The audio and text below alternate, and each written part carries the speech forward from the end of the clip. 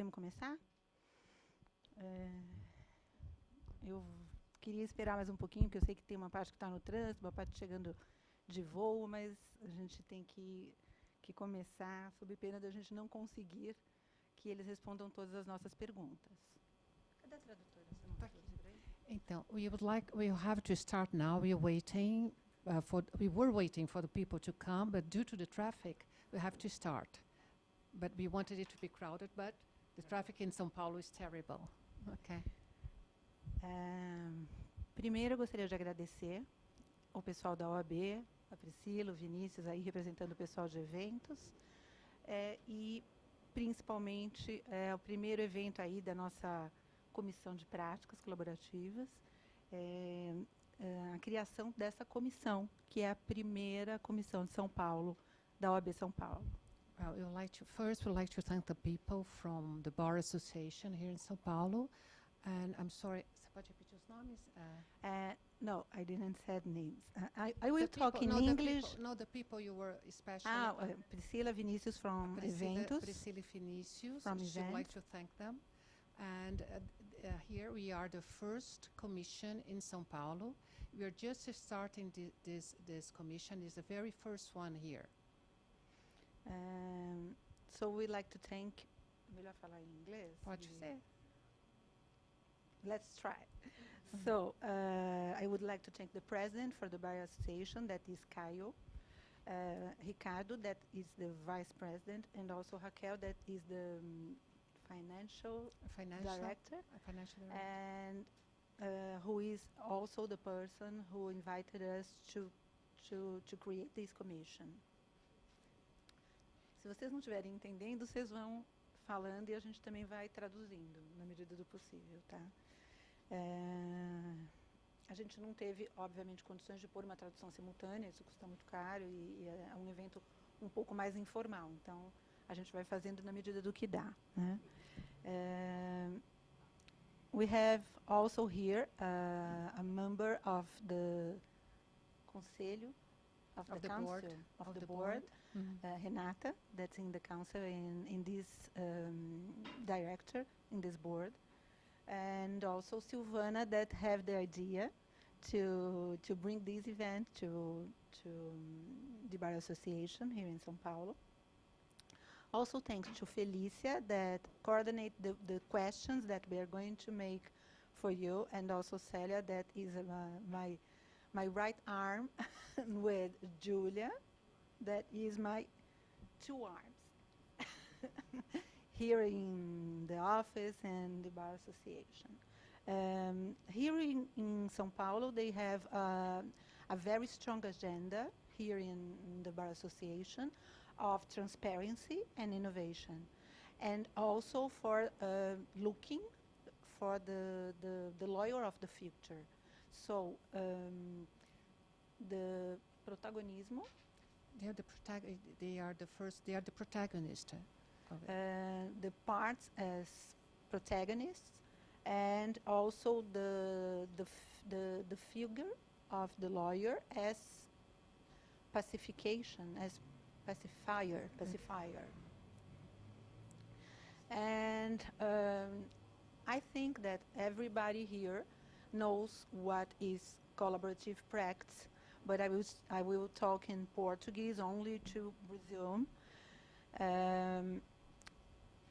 It's very important to count with you that are important people in the ICP, and the executive director, and Chris, the president, to start our commission here in São Paulo.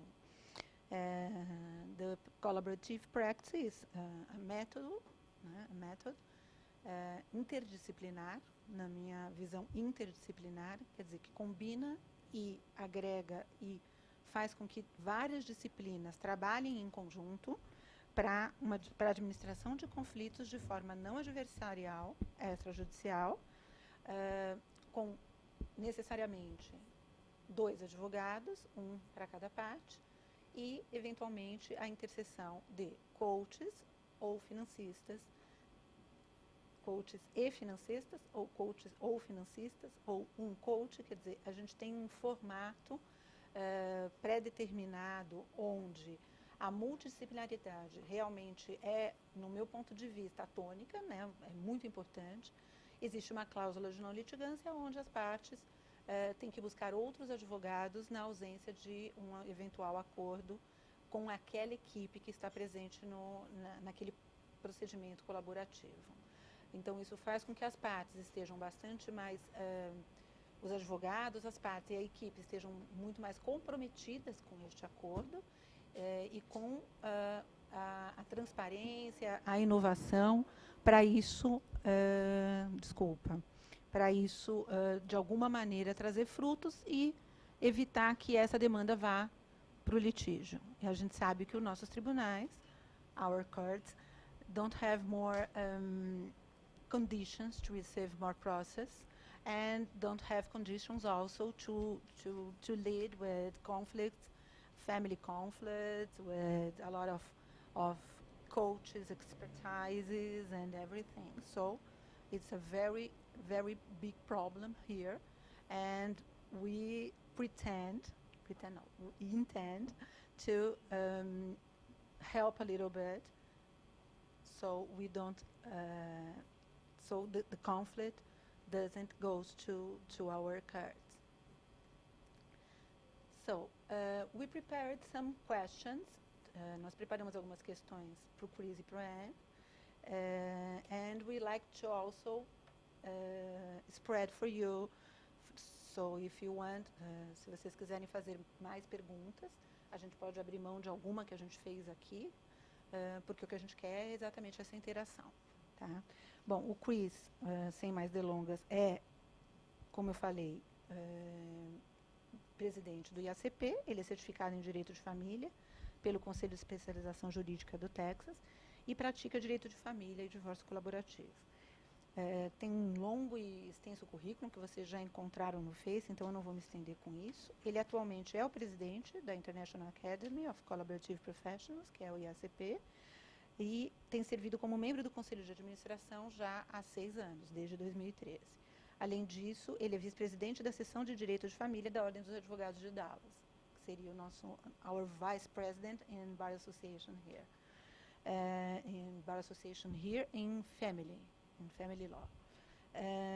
Chris é membro também da Colaborativa Divorce Texas, é uma organização estadual que promove o divórcio colaborativo como uma alternativa ao divórcio tradicional, e membro do Colaborative Divorce Dallas, um grupo de prática também, assim como a gente tem aqui no Brasil, um grupo de prática de advogados que fazem a advocacia colaborativa em Dallas. Tamar-Mattis é diretora executiva, passou muitas décadas como organizadora comunitária executiva sem fins lucrativos, de ONGs, né? E advogada de direitos civis na comunidade LGBTI lá de Califórnia, em Berkeley. Né? Professora da UC Berkeley School of Law e tem sido reconhecida entre os principais empreendedores sociais em todo o mundo pela Econ Green. Sem mais delongas, fiquem com eles.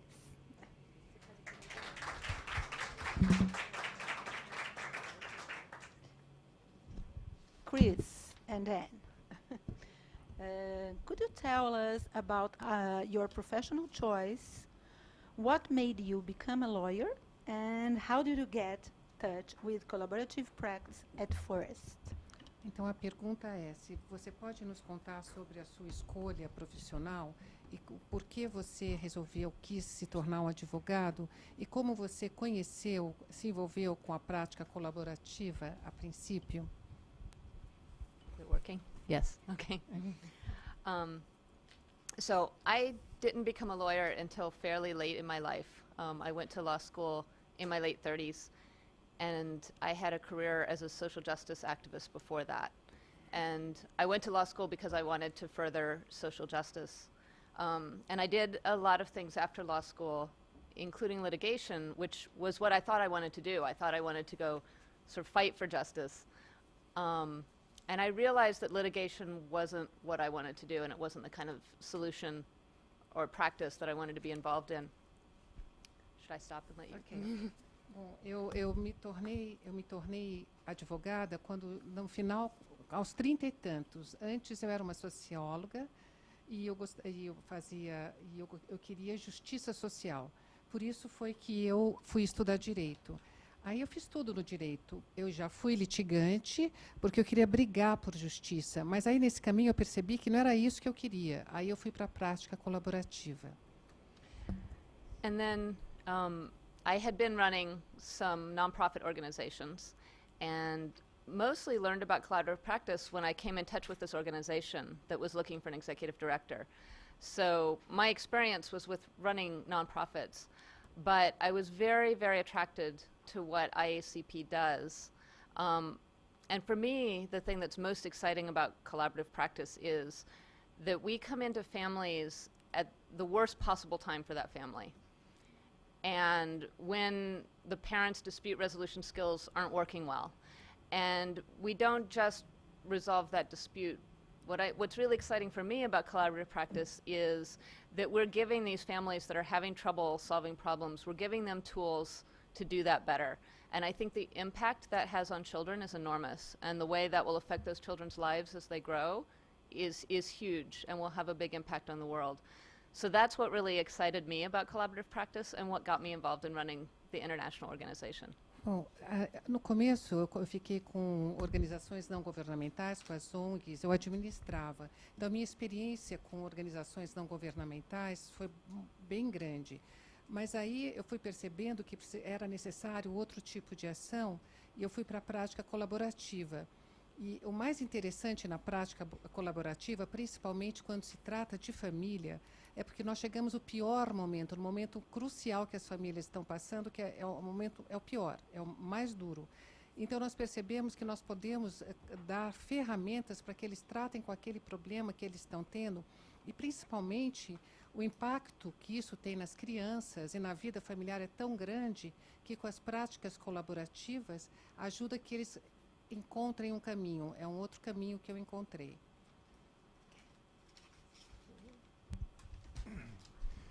First, I just want to say thank you for inviting us to speak, and congratulations on the creation of the Commission for Collaborative Practice in the Sao Paulo Bar Association. It's an incredible achievement.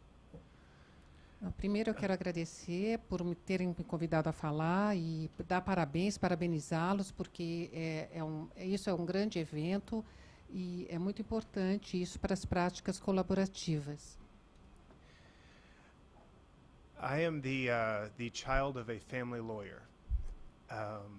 So I came to the practice of law with a keen understanding of what family law was and is, and an understanding of what being a lawyer is.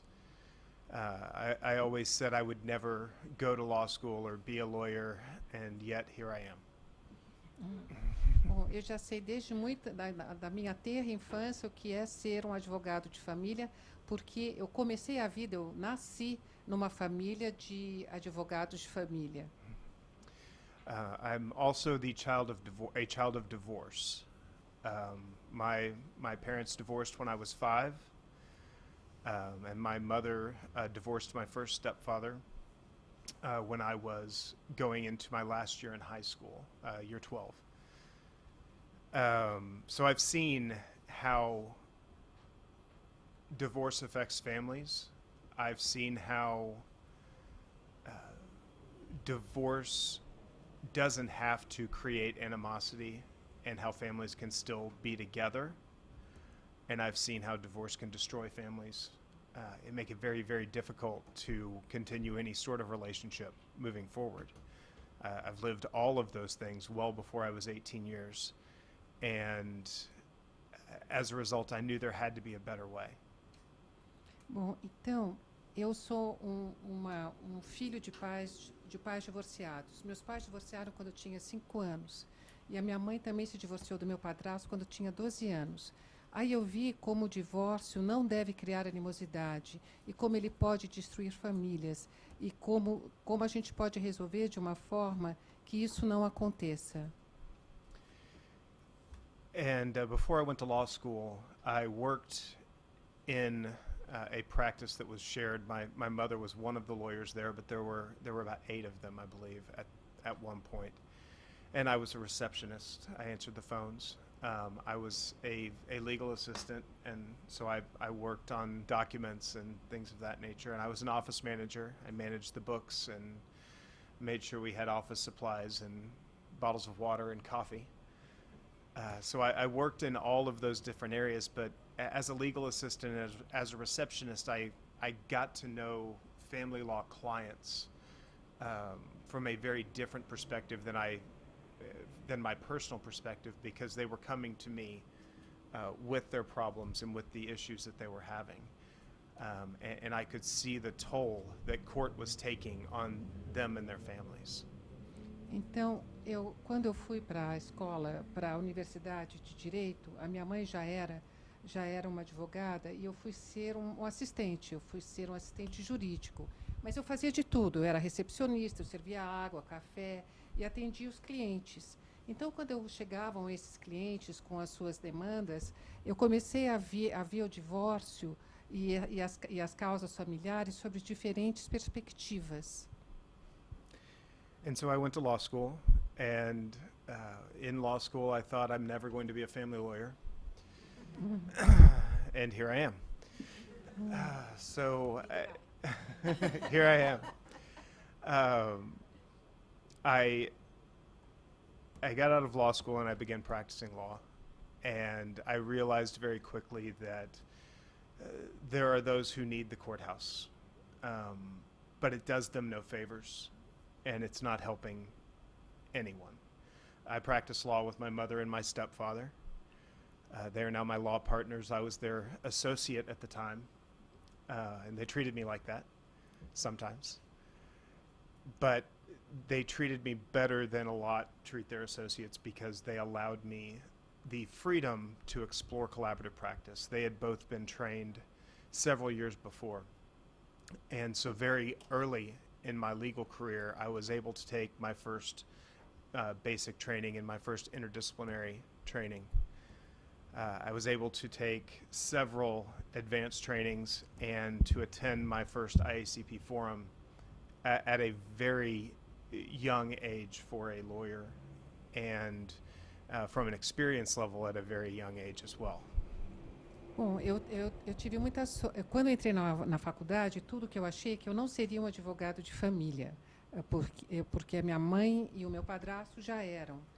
As famílias vão para os tribunais, elas têm que ir para os tribunais para conseguir o divórcio, mas isso não quer dizer que seja a melhor saída. Eu tive muita sorte de ser, eles me tratavam como um associado, mas eu não era, na verdade. E eu tinha sorte porque eles me davam toda a liberdade para treinar as práticas colaborativas, fazer muitos cursos, muitos treinos e também aplicar, tentar outras formas, o que outros jovens advogados não têm a mesma oportunidade que eu tive.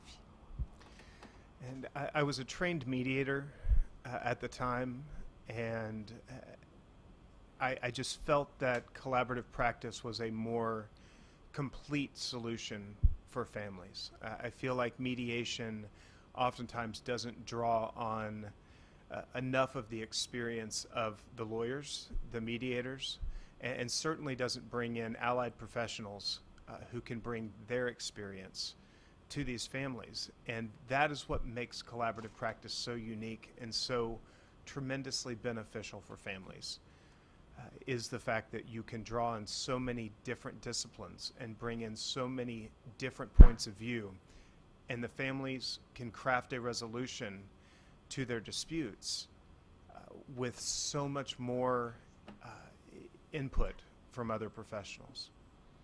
Então, eu sou um mediador, eu sou também mediador, mas eu acho que a prática colaborativa é mais completa do que a mediação, porque os advogados eles trazem mais experiências de outros casos e eles também conseguem olhar de uma perspectiva mais ampla do que os mediadores. E também tem outras áreas. Could you repeat that? You have other areas too? You said not only in family law, but you said also... Oh, and I said I was a trained mediator. Yeah. In law school, I came out as a trained mediator, and I do mediate cases. I just believe that collaborative practice is a better solution than mediation in most cases. Foi isso que eu falei mesmo, mas ele também é isso mesmo.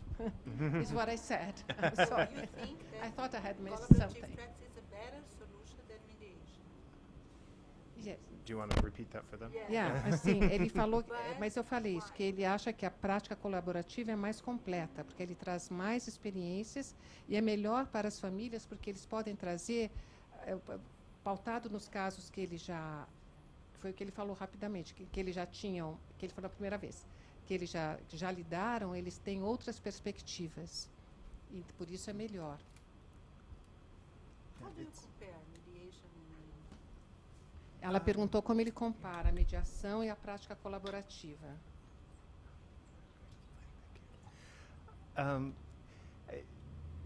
They're very different. I shouldn't say that one is better than the other. They're very different, and they work very well together. But to me, in collaborative practice, we are more interested in getting to know our clients on a much deeper level and understanding their actual goals and interests. And we have a lot more professionals in the room or as a part of the process, so we have a lot more input from people with a lot more experience. Mediation is great for what it is, and mediation can be done very well. But traditionally, a mediation is done in a single day, or maybe a couple of days, and it is a single mediator. There's not additional professionals who are providing input and or who are helping the family. It doesn't make it a bad process. It's just the way that mediation is taught, at least where I come from, and the way it is done. I believe that collaborative process brings more benefits, especially to families. Bom, a pergunta foi, né, se ele podia fazer uma comparação entre a mediação e a prática colaborativa. Ele falou que não dá para falar se uma é melhor, outra pior. Falou que são muito diferentes e trabalham bem juntos. A diferença é que, na prática colaborativa, os advogados que trabalham com a prática colaborativa querem conhecer os clientes mais profundamente. Como eles têm acesso ao processo, eles também têm mais elementos para lidar com aquilo que está em pauta. E então, eles têm mais elementos e podem ajudar melhor. Enquanto a mediação, do jeito que ele aprendeu, a forma como a mediação é feita, pelo menos nos Estados Unidos, é num dia só, então eles não têm como ir tão profundamente. And what we're seeing is that the lines are beginning to blur between collaborative practice and mediation, and mediators are using techniques that they've been taught in collaborative practice trainings, and as a result, mediation is growing and changing as well. And that change, I think, is good for everyone. I think it's good for families. I think it's good for the practice of mediation, and I think it's good for collaborative practice. The more those lines blur, I know in California there's a lot of mediators who conduct their mediation in short 2-hour, 3-hour meetings in a consecutive meetings on a weekly basis, or however often the clients need to meet. That to me is a better way to handle it than to sit down and try and hammer through the entire conflict in one particular setting. Então, ele falou também que agora está se misturando muito, quer dizer, está tendo uma mistura entre a mediação e a prática colaborativa. Na Califórnia, agora não fazem mais mediação de uma vez só e que tenha que decidir naquele único espaço de tempo. Eles fazem em 2 ou 3 vezes durante a semana, e isso dá mais espaço para que eles consigam resultado melhor. And I would just add to that, at IACP, we surveyed our membership recently, and we found that a large number of our members are also mediators. So there are a lot of people that find that both tools are useful, and some tools are useful in some situations and some in others. I also wanted to add, I think collaborative can have a real advantage over mediation in cases where there's a difference in power between the two parties, which is, when you think about it, almost all divorces. It can be because of their circumstances, or it can be because of their personalities. But I think there's something very important about having a lawyer who's on your side, whose job it is to advocate for you. And that doesn't mean you have to go to court and fight it out and, you know, try to hurt the other party. But to have an attorney who's just there for you and who will say, I will take your side and I will make sure that your best interests are protected, I think is very, very important, especially when there is an imbalance. Então, houve uma pesquisa e entre os que trabalham com prática colaborativa, percebeu-se que tem muitos mediadores também trabalhando com práticas colaborativas. É muito bom ter mediadores. You said that they're good when there are mediators when there is an imbalance of power, is it? That's what I said. Quando há um desequilíbrio de poder. Mas isso é bom quando há a presença de mediador, mas também é bom saber na prática colaborativa que ter um advogado do seu lado que está lá para lidar com todas as questões legais necessárias. In the collaborative practice, it's good to have a lawyer. That is this is different. Yes. Yeah. É bom ter um advogado colaborativo. É bom saber, isso dá um certo alívio e segurança quando se tem um advogado colaborativo do seu lado para lidar com as questões que irão para o tribunal. O advogado colaborativo também ajuda nesse desequilíbrio.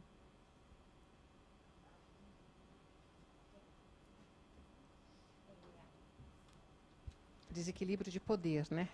Eu vou falar em português e a gente dividiu esse bate-papo primeiro para conhecer em algumas etapas. A primeira era para conhecer um pouco dos entrevistadores, para eles serem apresentados, para a gente saber de onde eles vieram, qual a origem, qual é a experiência. E agora a gente já entrou numa parte mais específica para eles falarem sobre as práticas colaborativas nos Estados Unidos. E a pergunta é: quais as dificuldades encontradas pelos advogados para ter essa aceitação das práticas colaborativas como um método de resolução de disputa nos Estados Unidos? Como é que foi esse processo? E para ele falar um pouco sobre esse momento que a gente está, para eles dois, por favor. The first one in United States, and you talk a little bit for us. Não, eu sei, mas aqui já caminhando, gente. Well, which difficulties have you faced when we started with collaborative practice, especially with lawyers? How did you face? What did you face?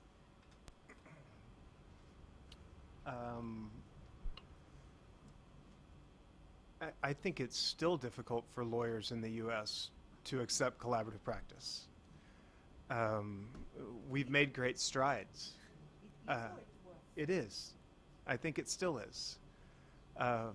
You have to understand the number of lawyers in the U.S. and the relatively small number that have trained collaboratively, and the even smaller number who actually practice collaboratively.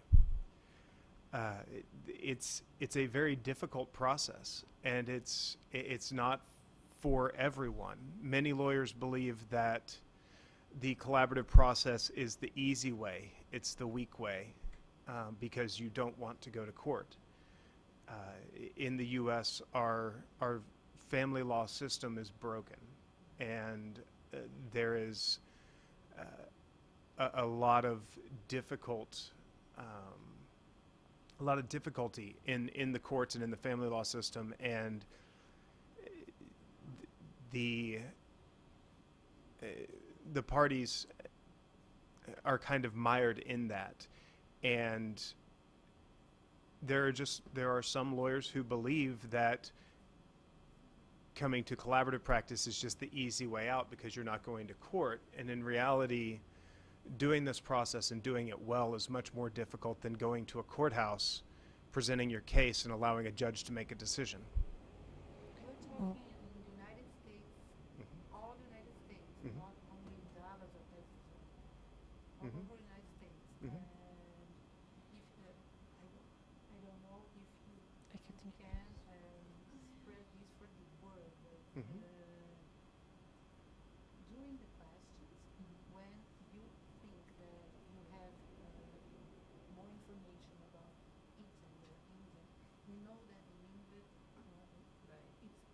good for us because we're starting here. Eu acho que se você comentar, pega o microfone, senão Que a gente eu não te entendi, ouviu. mas é que aí é uma instrução para eles. Eu acho que tudo bem. Ok. Ainda é difícil para os advogados aceitarem a prática colaborativa. Há muito poucos, há um pequeno número de advogados treinados nessa prática e poucos trabalham com isso. É que eles acham que a prática colaborativa é até mais fraca, mais frágil, porque eles tentam resolver fora do tribunal, não querem chegar no tribunal. E o sistema lá no Tribunal de Família, a Justiça de Família, não é assim tão fácil, não é tão agradável para a família em si. Mas o fato de se poder não ir para o tribunal é visto pelos advogados como uma coisa fraca, como uma coisa meia débil. É mais fácil. Mas o que eles ainda não sabem é que para ser um bom advogado colaborativo exige-se muito treino, muita prática e experiência. Será que ficou claro para eles? Só para situar vocês, o bate-papo aqui, ele pretende ser tipo around the world, quer dizer, eles vão trazer um pouco da experiência que eles conhecem da around the world, mas óbvio que a experiência que eles vão estar colocando é mais de United States. E o que eu pedi para eles aqui é assim, quando eles estiverem falando, para pensarem se eles têm exemplos de outros países para dar também, para eles tentarem dar, porque a gente é um país um pouco diferente, e às vezes Itália ou Espanha, ou algum outro país onde isso esteja sendo implementado, seja mais um pouco parecido, se bem que não, pela nossa experiência a gente sabe que não, porque aqui é Latinoamérica, quer dizer, a gente sabe que não é igual, mas é legal a gente também ter uma noção de como foram implementados em outros países para entender fora dos Estados Unidos também como isso funciona, mas lógico que a experiência deles maior vai ser sempre Estados Unidos. E a gente percebe um pouco, acho que pelo discurso deles, que os problemas que a gente tem aqui são iguais, né? E isso é uma coisa que, para mim, foi surpresa. Eu achei que nos Estados Unidos o sistema de lá era um pouquinho mais caro, mais difícil, mais eficiente. E ele acabou de falar que não, que family law system is broken there also.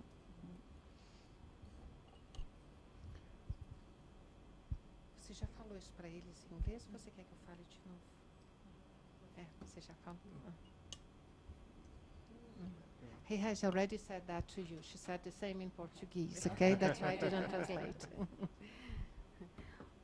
And what measures were necessary to implement the collaborative practice culture around US and around the world? Ela perguntou quais seriam as medidas necessárias, quais foram as medidas necessárias para implementar a prática colaborativa nos Estados Unidos e também no mundo. I think one of the most important measures is just to spread the word more about the fact that collaborative is a possibility. So Chris was talking about how we still have a struggle to educate lawyers in the United States about collaborative. And there are thousands of lawyers who are trained and practicing collaborative in the United States, but there are tens or hundreds of thousands of lawyers in the United States. So it's still a small group.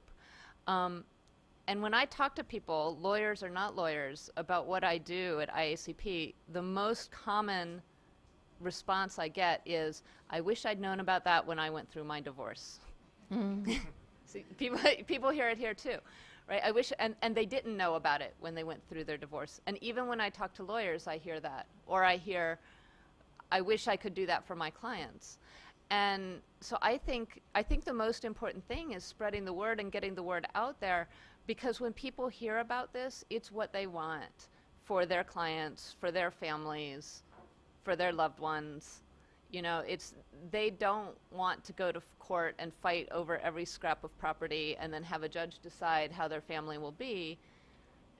They want a chance to sit down and resolve their disputes and have some support to do that. And so one of the things that we're doing at IACP is getting ready to start a much bigger media campaign to help get the word out. I don't just want it in legal magazines. I want it in the magazines women read at the hairdressers. You know, that's what we need. I want it on the daytime talk shows. And when we get, I think, to that level, I think what we'll see is that clients demand collaborative practice. Então, e nos Estados Unidos tem milhares de advogados que treinaram para serem advogados colaborativos. Mas só centenas, um pequeno grupo de advogados realmente praticam a prática colaborativa. O que acontece com uma certa frequência, é muito comum, que quando eu começo a falar do que eu faço, qual é a minha prática, muitos falam, eu gostaria de ter conhecido a prática colaborativa quando eu estava me divorciando. Quando são advogados, falam, puxa, eu gostaria de ter conhecido essa prática colaborativa quando eu estava fazendo o divórcio do meu cliente. Porque muitas vezes as famílias não querem brigar por qualquer coisa, um pedaço de propriedade, qualquer bem móvel ou imóvel. O que eles querem é poder sair bem daquele divórcio.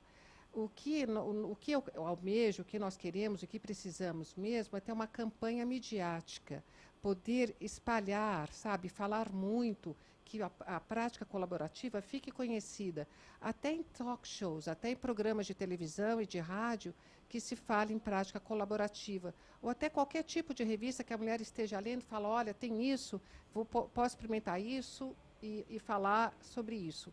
É essa informação que tem que girar. Você vai falar em português ou em inglês? So we have a question. I have a question before Chris to say, only to opportunize your speech. Here in Brazil, we have some problems to spread the word in the magazines, talk shows or TVs, or because people from this media want, or internet interviews, because they want characters. They want people to say, I was divorced by this method and it was okay, or something like this. O que eu estava falando para eles é que a gente já teve essa experiência quando a gente teve a primeira capacitação no Rio, e em alguns momentos a gente tentou fazer uma assessoria de imprensa para conseguir, aqui na capacitação de São Paulo, em alguns outros momentos, na capacitação de Curitiba, em várias capacitações e eventos que a gente fez, agora também no segundo congresso que começa amanhã, colocar nas revistas, internet, TVs, só que eles querem personagens, eles querem pessoas que tenham passado, ou advogados que falem, fiz e gostei e deu certo por causa disso, disso e disso, mas eles não querem só os advogados falando, eles querem as partes falando, passei por um divórcio colaborativo e foi muito legal, e a gente tem esse problema, porque as pessoas ou não querem, ou não têm esta, digamos assim, savoir-faire, né? Quer dizer, eles são tímidos, ou são pessoas mais simples e tal, e têm dificuldade de se expor, ou não querem se expor. We have difficulties with the candidates because they don't want the exposition, or they are shy, or they have less money, or something like this, and we have problems with this. Did you have this problem there?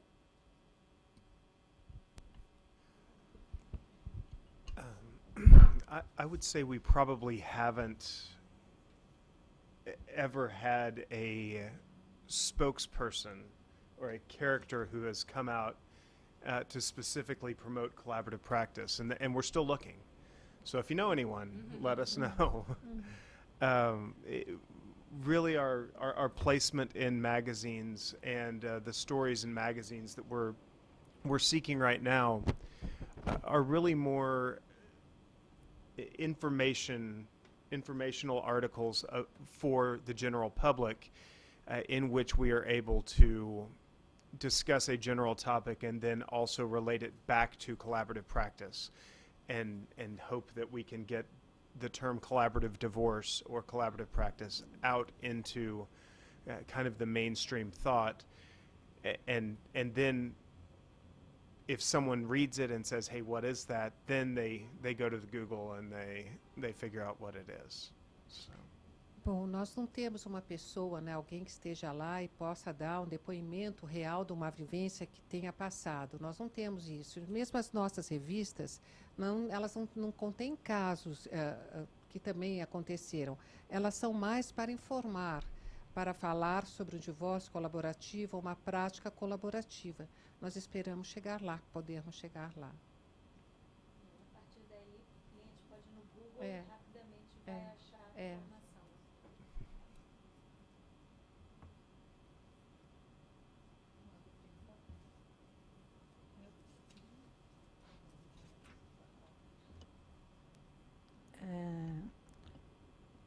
Here also, when we speak about collaborative practice, aqui também, quando a gente fala de práticas colaborativas, people ask statistics. So, how many cases do you have in collaborative practice? Or there is some numbers and how decrease the litigation after the collaborative practice is arrived in Brazil. As pessoas aqui, quando a gente for falar das práticas colaborativas, tá bom aqui agora? Gente, eu sou péssima para falar em microfone, eu odeio. Eu adoro falar, mas em microfone não é meu forte. Perguntam qual é a estatística que a gente tem. Se a gente tem estatísticas em termos de litigation, do litígio ter diminuído depois das práticas colaborativas ou outros métodos terem surgido que não o litígio, e quais são os números de casos que a gente tem, qual é a estatística de acerto de casos e tal. E isso é muito difícil para a gente fornecer. And it's very difficult for us to furnish this data.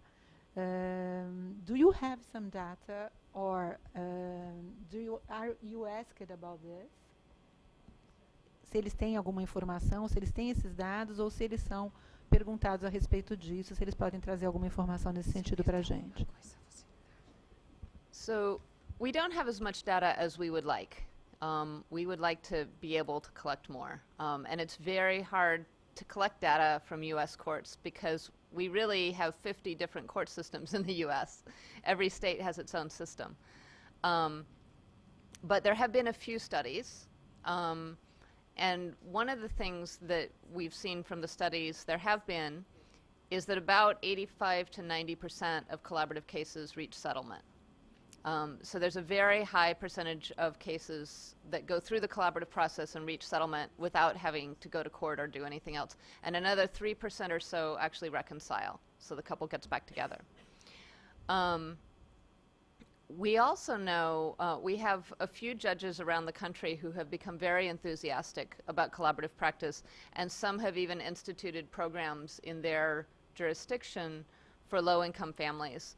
And the judges that have experimented with this have been very enthusiastic about collaborative, and they see it as a way of reducing their caseload and of getting some of the worst disputes resolved outside of the courtroom. So that hasn't happened enough yet to gather really good statistics on it or to talk about it as a widespread phenomenon. But we do know that when judges do engage with this and try it out, that the ones who've done it have been very, very enthusiastic about how much it improves the court's work as well as improving outcomes for the families. Bom, o que nós temos aqui, nós temos muitos dados, muitas informações sobre isso, porque nós não temos a informação direta dos tribunais, porque nós temos 50 tribunais dos Estados Unidos e diferentes tribunais, então é muito difícil conseguir esses dados. Mas nós fizemos uma pesquisa e nós temos os dados de que 85 a 90% dos casos foram feitos acordos nessa prática colaborativa fora dos tribunais, só na prática colaborativa. Ainda tem 3%, que ainda estão pendentes. E agora, com isso que tem acontecido, tem muitos juízes que são entusiastas dessa prática.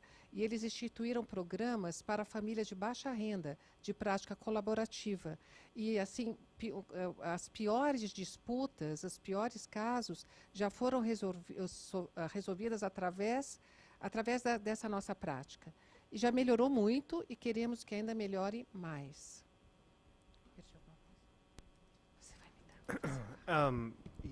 I'd just like to add that part of the reason, at least in most jurisdictions in the U.S., that it's difficult to maintain statistics is that it would be self-reporting.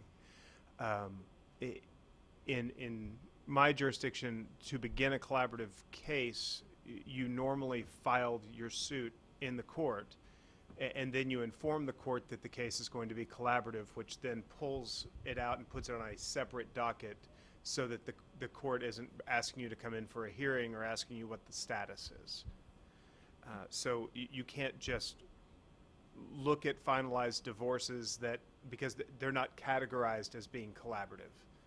And the court doesn't share with us the information about who actually goes onto that collaborative docket. That's not a number that they share and they keep.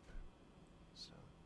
Então, uma das razões, parte da razão que nós não temos tanto esses dados, porque nas comarcas, as diferentes comarcas não têm dividido nos seus arquivos se são colaborativos ou não.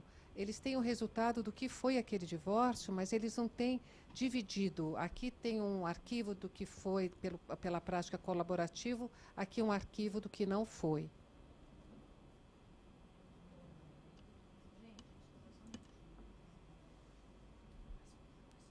Vou dar uma acrescentada aqui, aí eu explico para eles já. I will explain for you later. Nos Estados Unidos, eles têm uma prática que é bárbara, na verdade, que a gente ainda não tem no Brasil, e isso pode se tornar uma excelente ideia para a gente, que é, quando entra um caso colaborativo lá, eles têm uma petição que eles mandam para o tribunal. Então, é como se fosse uma carta, né, endereçada ao juiz, falando: estamos num processo colaborativo. Ações não são bem-vindas. Então, os juízes não aceitam processos enquanto esses casos colaborativos estão em andamento, que é um grande problema que a gente tem ainda no Brasil, e que, se Deus quiser, isso pode virar uma política ou uma lei, né, dos juízes não aceitarem enquanto os casos colaborativos não tiverem sido definidos. Isso evita o elemento surpresa, né, que a gente sabe que existem casos, graças a Deus, muito pequenos, mas podem existir casos onde você esteja no meio de um processo colaborativo. E existe muito, e a gente sabe disso. Quem atua no consenso sabe que existem casos onde você está no meio do consenso e você é pego de surpresa numa ação. Então, eles instituíram isso nos Estados Unidos. Então, esses dados que ele está falando viriam de uma forma muito mais simples, porque eles têm como ter esses dados. Aqui, eles não têm, porque é muito caso, etc. e tal, eles não têm essa divisão. Mas poderiam ter, porque essa petição, quando entra, já é um dado de que aquele caso é colaborativo. I was talking to them that in the United States you have a petition, a kind of petition that you address to the judge, and you say, we are in collaborative process. So the judge doesn't accept litigation cases. But here in Brazil we don't have this. So you can be in the middle of a collaborative case or a consensual process, and surprise, you have an action. So I was telling them that it's a very good work that we can do in politic or law, in public politic or law, that we have this petition.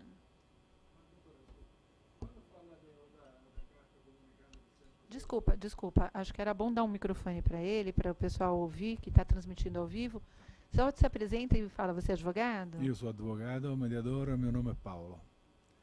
Quando a doutora fala da carta, dos processos que ficam suspensos depois da carta, está falando de processos na área que eles não aceitam mais processos, está falando dos processos com o mesmo objeto, não todos. Ah, sim. Ou seja, entre os mesmos atores. A gente está falando o seguinte, matéria, é antes, não é nem suspenso, hein? É antes de entrar o processo. Sim, então, mas só naquela... Só naquela matéria, naquela com matéria. aquelas partes. Paulo, o que ela estava Paulo, é Paulo, não é? Então, o que ela estava dizendo é, por exemplo, um casal que está se divorciando e resolve ir para um caso colaborativo. Então, os advogados peticionam ao juiz dizendo: este casal está se divorciando de forma colaborativa. Portanto, uma ação de separação de corpos, arrolamento de bens, divórcio, não será aceito. Agora, se um tiver um problema de aluguel com outra pessoa, segue a vida normal. Okay. What they were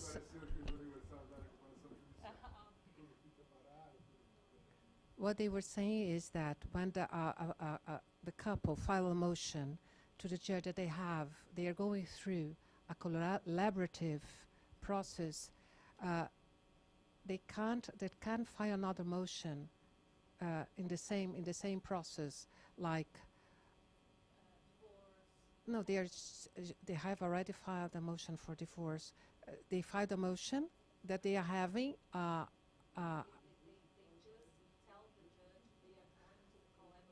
They don't file a motion. They don't file a motion. They just tell the judge that they are going through a collaborative process, and eles não podem. No, and they can't file. They can't. I'm sorry. It's the opposite. They can't file a motion that they have in the same related to the same matter, to the same subject here in Brazil. Okay. And to be clear, not every state in the U.S. Has a statute that prevents someone from going to the court. The participation agreement prevents the lawyers from going to court. If one violates that agreement, it terminates the process. But only in states that have those statutes or have some rule of law that will stay a court case in order for the collaborative process to proceed, do you have that in place in the U.S.? Então, nos Estados Unidos não existe ainda uma legislação, uma lei, ou mesmo estatutos que previnam de entrar em juízo, mas o acordo, tem um acordo, agreement of collaborative practice, então, o acordo de que você está participando, você está tendo processo colaborativo, per se, já é um impedimento para você entrar fazer uma petição, entrar com aquele processo. O contrato impede. É o contrato da prática colaborativa.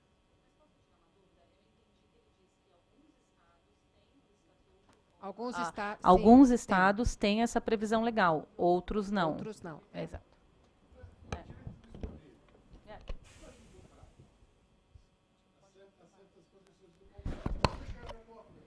Não, é que além disso, assim, aqui a gente tem a legislação processual nacional. Nos Estados Unidos, eles têm a legislação estadual.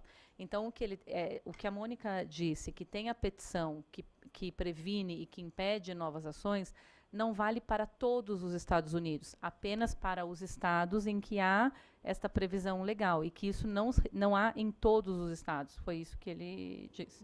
Yes, because the doubt is because it's not for the whole United States. Some states have a legislation, you have a law, you have laws already for that people can have this kind of collaborative practice, and it doesn't prevent from filing a motion. It does, and some states doesn't. Is it?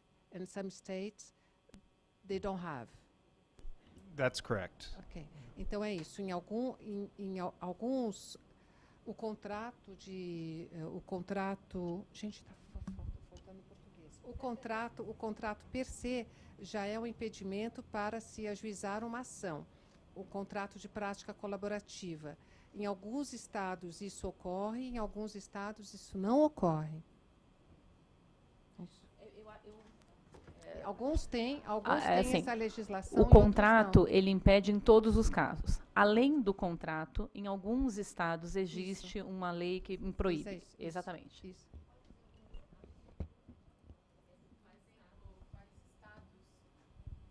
Could you give an example about how which state has an institute that prevents the two? So we have 18 of the 50 states have adopted a version of the Uniform Collaborative Law Act. 18 of 50. There are approximately half a dozen other jurisdictions that have some other form of law that we know of for sure. Other jurisdictions are doing it very much in the same way that you would in Brazil or many other countries where collaborative practice exists, where there is no formal statute or legislation, in that you enter into the process, you enter into your participation agreement, which binds the parties and the attorneys and the neutral professionals, and through that contractual agreement, you move forward, and no one goes to court. However, that doesn't prevent the court from saying, hey, what are you doing? Why haven't you come to court? Come talk to us. And then you have to try and explain what you're doing to a judge who may or may not know exactly what collaborative practice is. In most cases at this point, the judges are on board and understand, and even in jurisdictions where there isn't legislation, the judges give a little bit of time and say, okay, we understand what's going on. Bom, dentre os 50 estados, né, 18 estados têm um estatuto formal, né, tem uma legislação formal. Em outras comarcas, em outras jurisdições, existe a prática, mas ainda não estão formalmente legisladas ou formalmente escritas. Muitas vezes as pessoas estão numa prática colaborativa e vão lá e falam para o juiz até pergunta, questiona exatamente o que ele está fazendo e dá um tempo para eles. É isso que acontece na maioria das vezes. And so to explain that law a little bit more, in the US, we have something called the Uniform Commission on Laws. I don't know if you have something like that in Brazil. Okay. So because we have 50 different state systems, the Uniform Commission on Laws recommends model laws that would be good laws to have, and states can choose to adopt them or not. Model law. Yeah, like an example. So they don't have legal authority, but they put out examples of this would be a good law to have in this situation. And so they have put out the Uniform Collaborative Law Act that just defines and to some extent regulates the practice of collaborative practice. And that's what's been adopted in 18 states now. So some states have said, that's a good law, we want to have it. Some states have said, we want something like that, but a little different. And some states haven't done anything at all in terms of giving a legal structure to what's happening.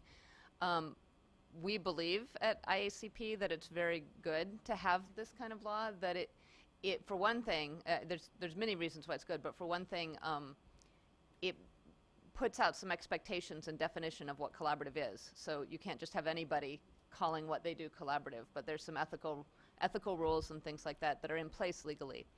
And so we have a committee at IACP that's working to establish this law in all 50 states now.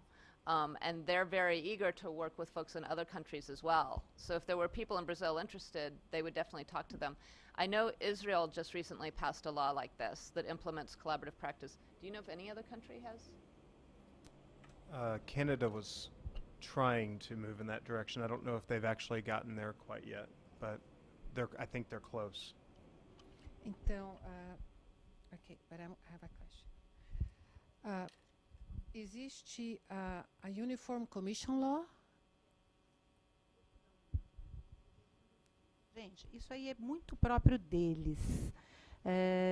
Não sei se a gente precisa explicar tudo o que eles falaram. Se vocês se sentirem que querem a maior explicação, mas basicamente, resumindo, lá como é, primeiro, Common Law, que é diferente da nossa, que é Civil Law, e eles têm uma questão eles têm que uniformizar as leis, porque cada estado tem uma lei. Então, eles têm um UCLA, que é Uniform Collaborative Law, Collaborative Uniform Act, para unificar mais ou menos as leis colaborativas do país. Então, eu estou explicando um pouco, em outras palavras, o que eles disseram, para não ficar uma tradução assim, porque acho que se a gente se estender muito, a gente tem algumas perguntas que eu acho que são mais interessantes. Então, o que eles estão fazendo? Eles estão tentando fazer cada vez mais uniformes isso, para não ficar cada país decidindo, cada estado decidindo de um jeito. Então, eles perguntaram se a gente tem alguma coisa assim no Brasil. A gente não precisa, porque a gente tem a civil law, né, quer dizer, a gente já tem a lei posta, e a gente não precisa disso, né? Eles lá também falam, olha, essa lei é legal de ser criada, com base no costume, né, que é o common law. Então, de repente, eles têm vários casos assim, olha, legal criar uma lei aqui, né, que é completamente diferente do nosso sistema. E então, eles estavam explicando um pouco disso. Vocês querem ouvir um pouco mais disso ou a gente entra em outros assuntos? É que eles falaram que eles têm as leis modelos, né? Ah, lei modelo. As leis modelos, e que alguns estados adotam e implementam essas leis, outros estados não, e outros nem conhecem. E eles falaram também que tem as expectativas, né, em relação às práticas colaborativas, mas que eles já estão colocando comissão you have a commission in the 56 states? It's one national commission. Eles têm uma comissão nacional. We have a committee at IACP, right? Yeah. E vocês têm uma comissão nacional e estão tentando implementar em todos os estados, porque tem regras éticas. Aí, como ela tinha perguntado também internacionalmente como acontecia, que você tinha perguntado previamente, ele falou que Israel já passou uma lei de prática colaborativa, que o Canadá está em estudo. Em estudo em que sentido? Canada, they haven't implemented it yet. They haven't, but they are on the way. No, they implement. They're working on it, yes. Então, não implementaram, estão trabalhando nisso.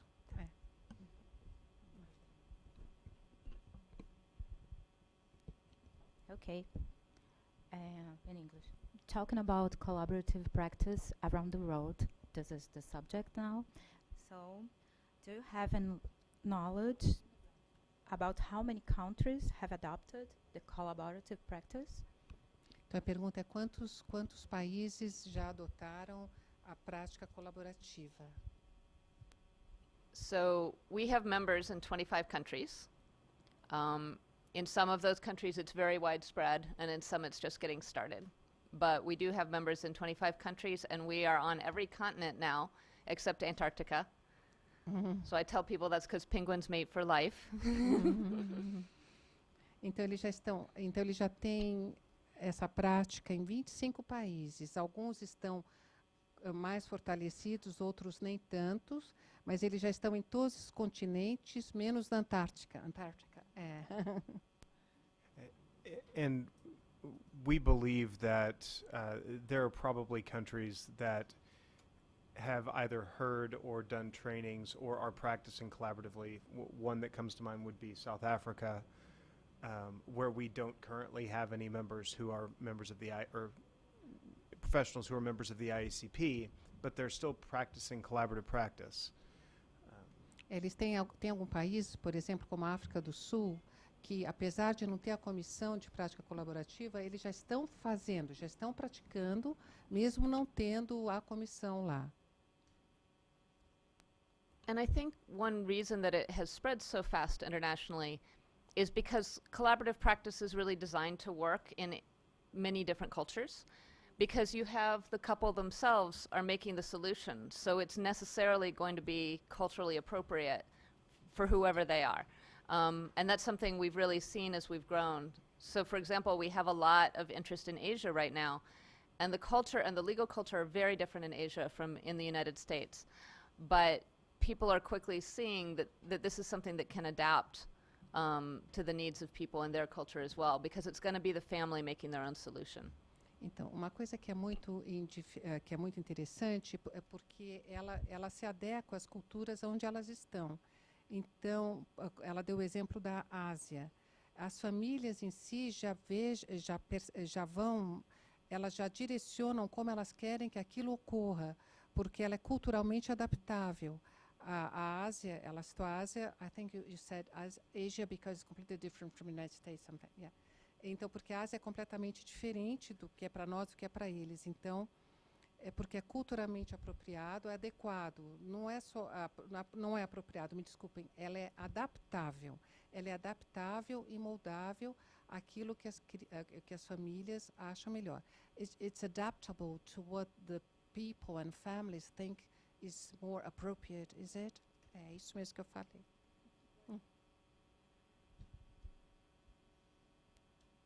In this case, how do you know what families want or to appropriate this? You have research or you talk with families? Se eles fazem uma pesquisa para saber o que as famílias querem, né, mais adaptado, quer dizer, é um mesmo problema que a gente teria aqui, quer dizer, o que pega mais no Brasil, né? 2 advogados, um coach, 2 advogados, 2 coaches, financista. Como cuidar disso, que tipo de interesse maior eles têm. Isso seria ótimo, como se fosse uma pesquisa para o público, né? O que vocês querem aí das práticas, né? E eu estou perguntando para eles o que eles, como é que eles entram em contato com essas famílias, por exemplo, no caso da Ásia, que ela mencionou, para saber o que eles querem, né? How do you know? Asia,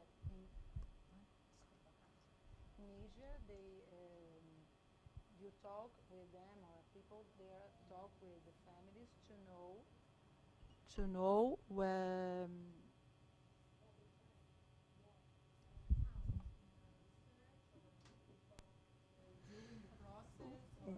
So I think what Anne was saying is that the collaborative process translates very easily to many different cultures because it is family-centered, because the solutions are focused on the needs of the families, and the parents are the ones who are directly involved in creating the resolution, rather than it being a process that is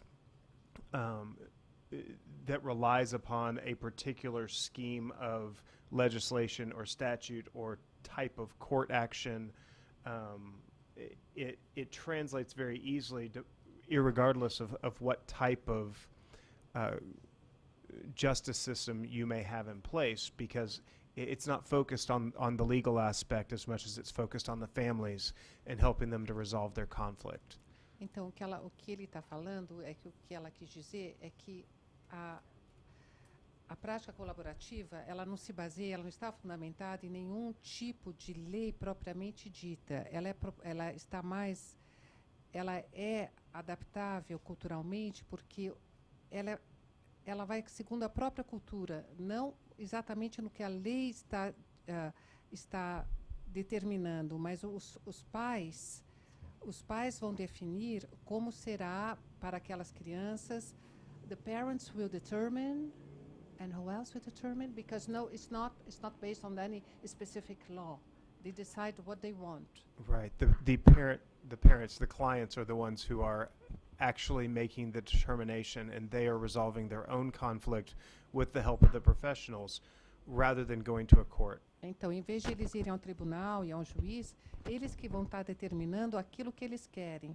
A família, os clientes, que podem ser os pais ou o casal, eles que determinam, não é o juiz ou o juízo. A determinação é deles. Por isso que é culturalmente adaptável. And I would say that doesn't mean it's what will work for every family. There might be people who would say, I don't want to sit at a table with my ex-spouse and craft a solution that's good for everyone. I want to get the meanest lawyer I can and get all their money. Okay. So there might be individual people who don't want the solution, and they'll say that if their lawyers try to get them to do it. But for families generally, we really believe, and this is proven to be true in many, many cultures, most families would rather come up with their own solution than have the solution the judge will give them. Pode acontecer que algumas pessoas não queiram a prática colaborativa porque eles querem ir para o tribunal, querem tirar o dinheiro do outro, eles querem realmente o litígio. Mas acontece que em muitos países, em muitos casos, as famílias mesmo resolvem a forma que eles querem. E assim resolvem com a prática colaborativa.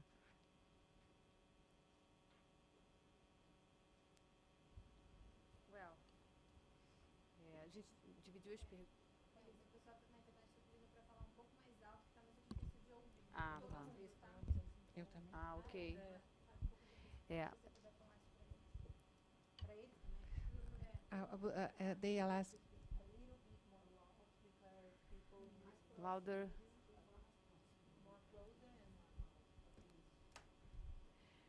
Agora a gente vai passar para uma terceira parte das perguntas, daquela divisão que a gente tinha feito, que seria... ainda está baixo, Mari? Melhorou? Sim? Que seria dicas e conselhos que eles poderiam passar para a gente. Então, a primeira delas, now we are going to the third part of our questions, and we are asking some advices and tips from you. And the first one is for those professionals who want to study deeper in the collaborative practice, what clues do you recommend? The first thing I would say is that this is really, it's a study that takes many years. So we have minimum standards for collaborative attorneys that IACP puts out, and it involves a 2-day introductory training and 40 hours of additional training, and there are other things. That's really just to get started, though. What people who have been doing this for decades will say is that you can keep learning, and you can keep getting better at it. And that the introductory courses prepare you for the simple cases, but there's a lot to learn about the harder cases. And so there's just a lot of ongoing study that's really necessary. And one of the things we see happening in Brazil that I think excites the rest of us in the international community is the way books are being translated and the way you're bringing in experts who have years and decades of experience to train people. I think it's very, very important once you get started to keep that ongoing education going. Então, ela falou que a primeira coisa que ela quer falar é que é um estudo de muitos e muitos anos, é um longo estudo. Começa com o curso inicial, começa com 2 dias inteiros e depois são 40 horas só para começar. Mas isso é só para iniciante, porque para casos muito simples, porque para casos mais complexos, mais difíceis, precisa de muita prática e muito estudo, que é um estudo que não para mais. Uma coisa que a comunidade internacional está muito satisfeita e bastante agradada é que aqui no Brasil têm sido feitas muitas traduções da literatura existente, dos livros, e que tem convidado especialistas no assunto para darem cursos, para darem palestras, para treinarem as pessoas. Isso todo mundo está sendo visto com muito bons olhos.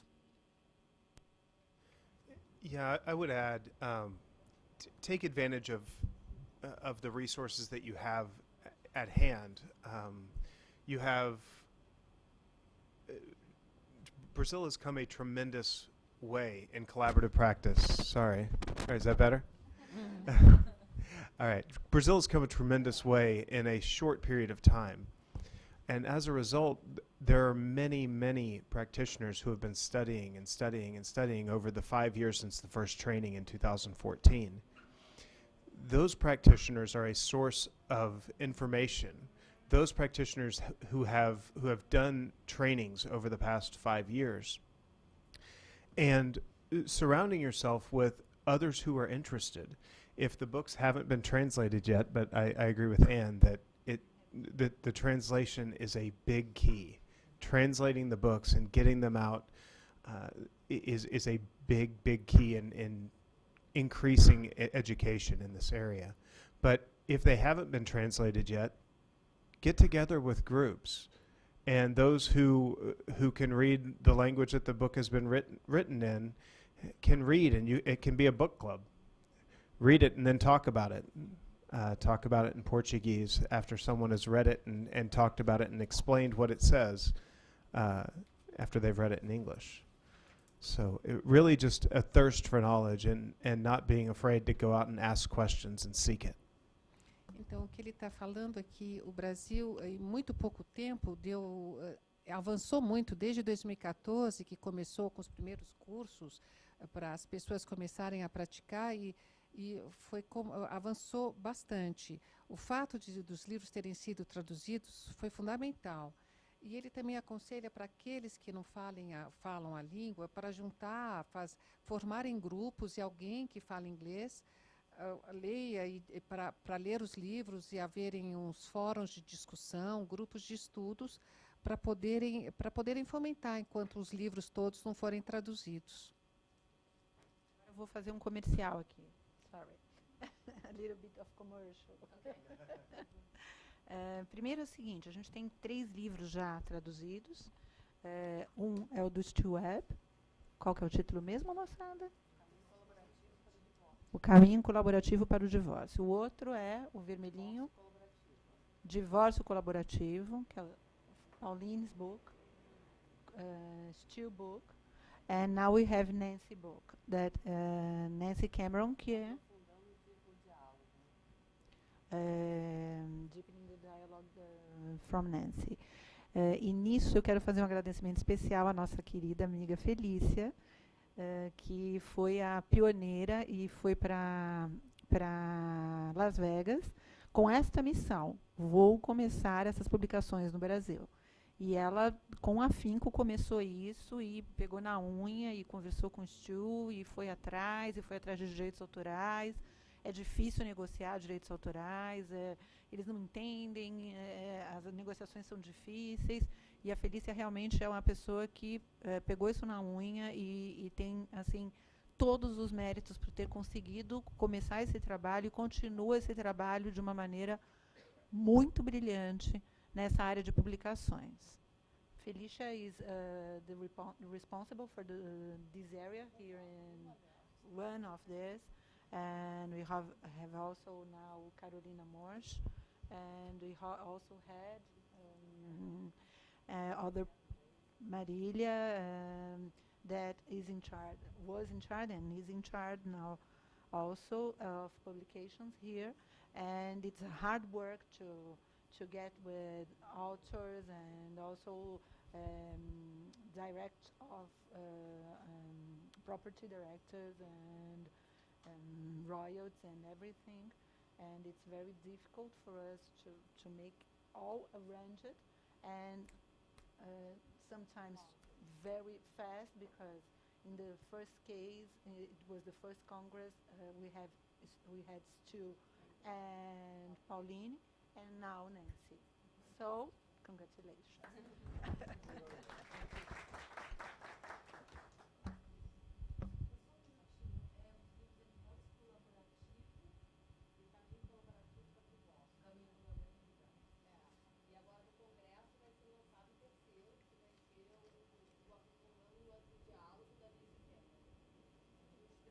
Na estante virtual, para quem quiser adquirir. Mas no site não tem? Entrando no site do IBPC, praticascolaborativas.com.br, tem um link para ser direcionado para a estante virtual. O terceiro livro vai ser lançado aqui no Congresso e só vai estar disponível para venda após o Congresso. Vai ter que ir no Congresso. Mais um bom motivo, além de encontrá-los. They have to go to the Congress to buy the book. So support your national organization, because it's very important, and that's what will make it possible for things to spread quickly here. Então tem que apoiar a comissão que vocês têm aqui para fazer com que isso realmente fique mais fortalecido, a prática colaborativa fique mais fortalecida e que abranja mais o país todo. Mm-hmm. Vou falar em português, depois eu falo rapidamente em inglês. É muito importante o que ela colocou. Desculpa. É muito importante o que ela colocou, que além dos livros, beside the books, the groups, the study groups, grupos de estudo. A gente tem um pouco desse costume no Brasil, mas não tanto, né? E agora está começando a crescer. Nos casos de práticas colaborativas, a gente tem 2 grupos de estudo assim, muito legais. No Brasil a gente tem vários. No Brasil a gente tem vários. Em São Paulo a gente tem 1 e vamos ter mais, obviamente. No Rio, por exemplo, temos 3 ou 4, porque Barra da Tijuca é longe de Ipanema, que é longe, né, de outras. Aqui em São Paulo a gente tem 1 só, mas também pretendemos ter outros. E o importante dos grupos de estudo essa troca de você experiências, de leituras, de você ler e trocar, conversar. Então, no meu ponto de vista, aí eu estou colocando o meu ponto de vista como Mônica, não como presidente da comissão, mas como pessoa física, eu acho que os grupos de estudo são mais ricos ainda do que você ler os livros, porque lá você troca. E a gente tem também grupos menores de troca de casos, de conversas sobre casos. Tive essa dificuldade, não tive essa. Como é que a gente lida com o dia a dia? Então, isso para mim é a maior riqueza. I said that the groups are very rich because we can change cases and also experiences and also read the book and spread the word and also change ideas of, or different perceptions of the book. And then I would add just one more thing, that IACP is now doing a lot more distance learning. And so for people who speak English, we have webinars that we're running every month so that people anywhere in the world can access that information. So I'd encourage people also to join IACP. And we have a wealth of resources available in our members area. So people who are just starting in collaborative practice don't have to create everything for themselves. We have model participation agreements, and we have information for how to start a practice group and things like that. Mostly they're available only in English, but if somebody translates them, we'll put the translated version up as well. So this is also a resource for individuals and groups that are getting started. Então, o que ela falou é que o IACP, né, que é o instituto que eles têm muitos recursos. Eles têm webinars mensais que todos podem acessar, todos aqueles que falam inglês podem acessar. E eles têm muitos recursos disponíveis, tipo os modelos de acordos, as informações what else? I'm sorry. I said about the monthly webinars that everybody can access, many resources available resources, information, agreement models. Oh, and instructions on how to start a practice group. E também instruções para como começar os grupos de estudo, os grupos de prática. Mais alguma pergunta?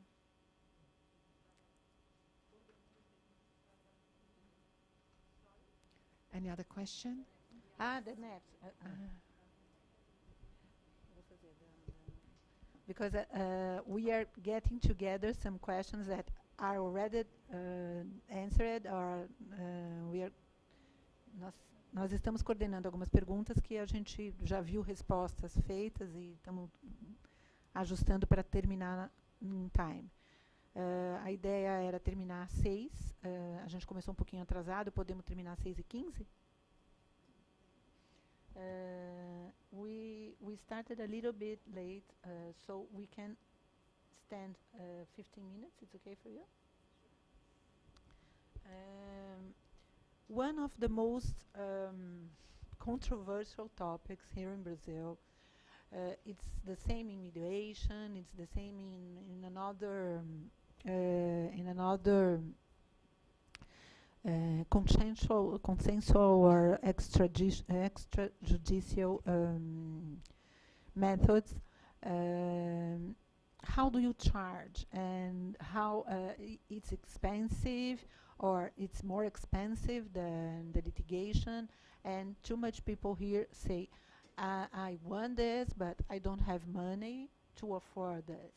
And how is your experience in the United States or around the world about charging and ideas or something like this?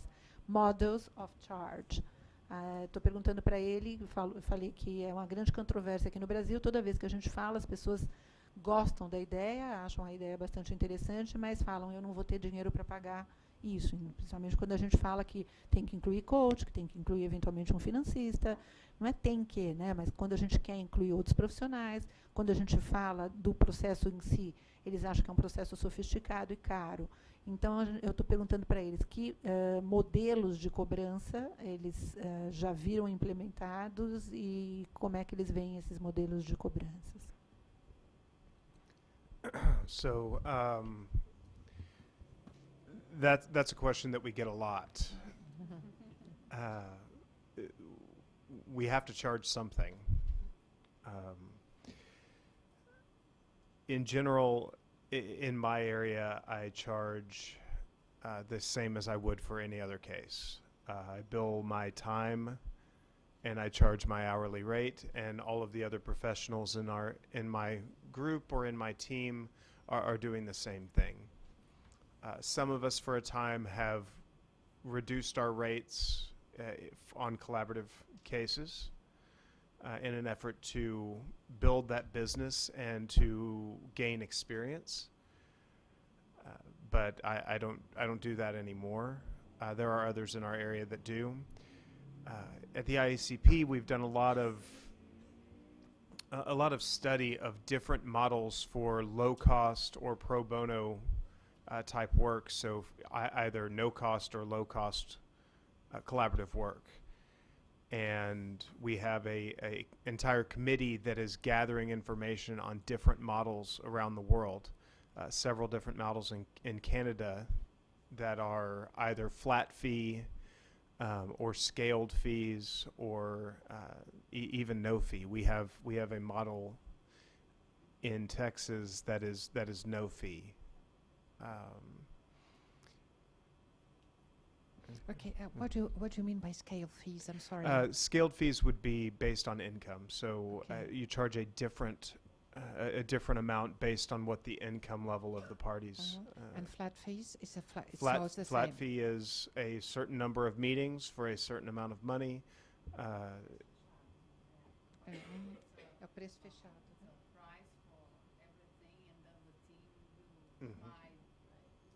And a lot of time with the flat fee model, it'll be, for instance, in Ontario, Canada, they have the clients take a test, which is a divorce readiness test. Their answers to that test determine whether or not they are eligible for this program. If they are eligible for the program, their answers to the test have indicated that they are more likely to be able to complete a collaborative matter in only 3 meetings. So then you have a flat fee for 3 meetings. They go through those 3 meetings, and if it looks like they're not going to complete it, then you negotiate, okay, what do we pay for each additional meeting at this rate or whatever. Ok, thank you.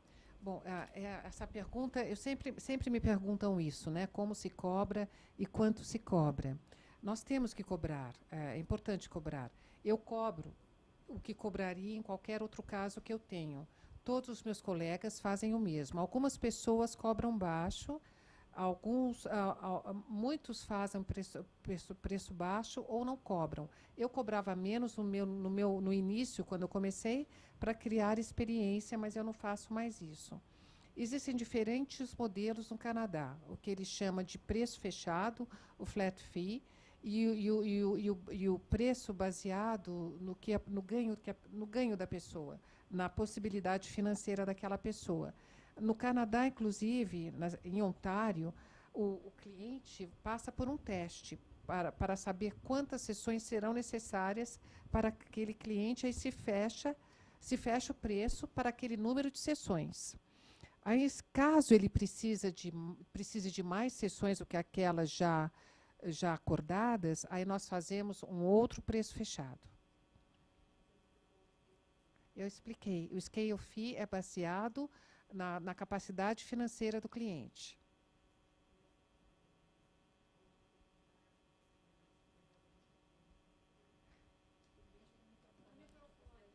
Obrigada. Muito obrigada. Nossa, aqui eu queria ver só. Na verdade, deixa eu.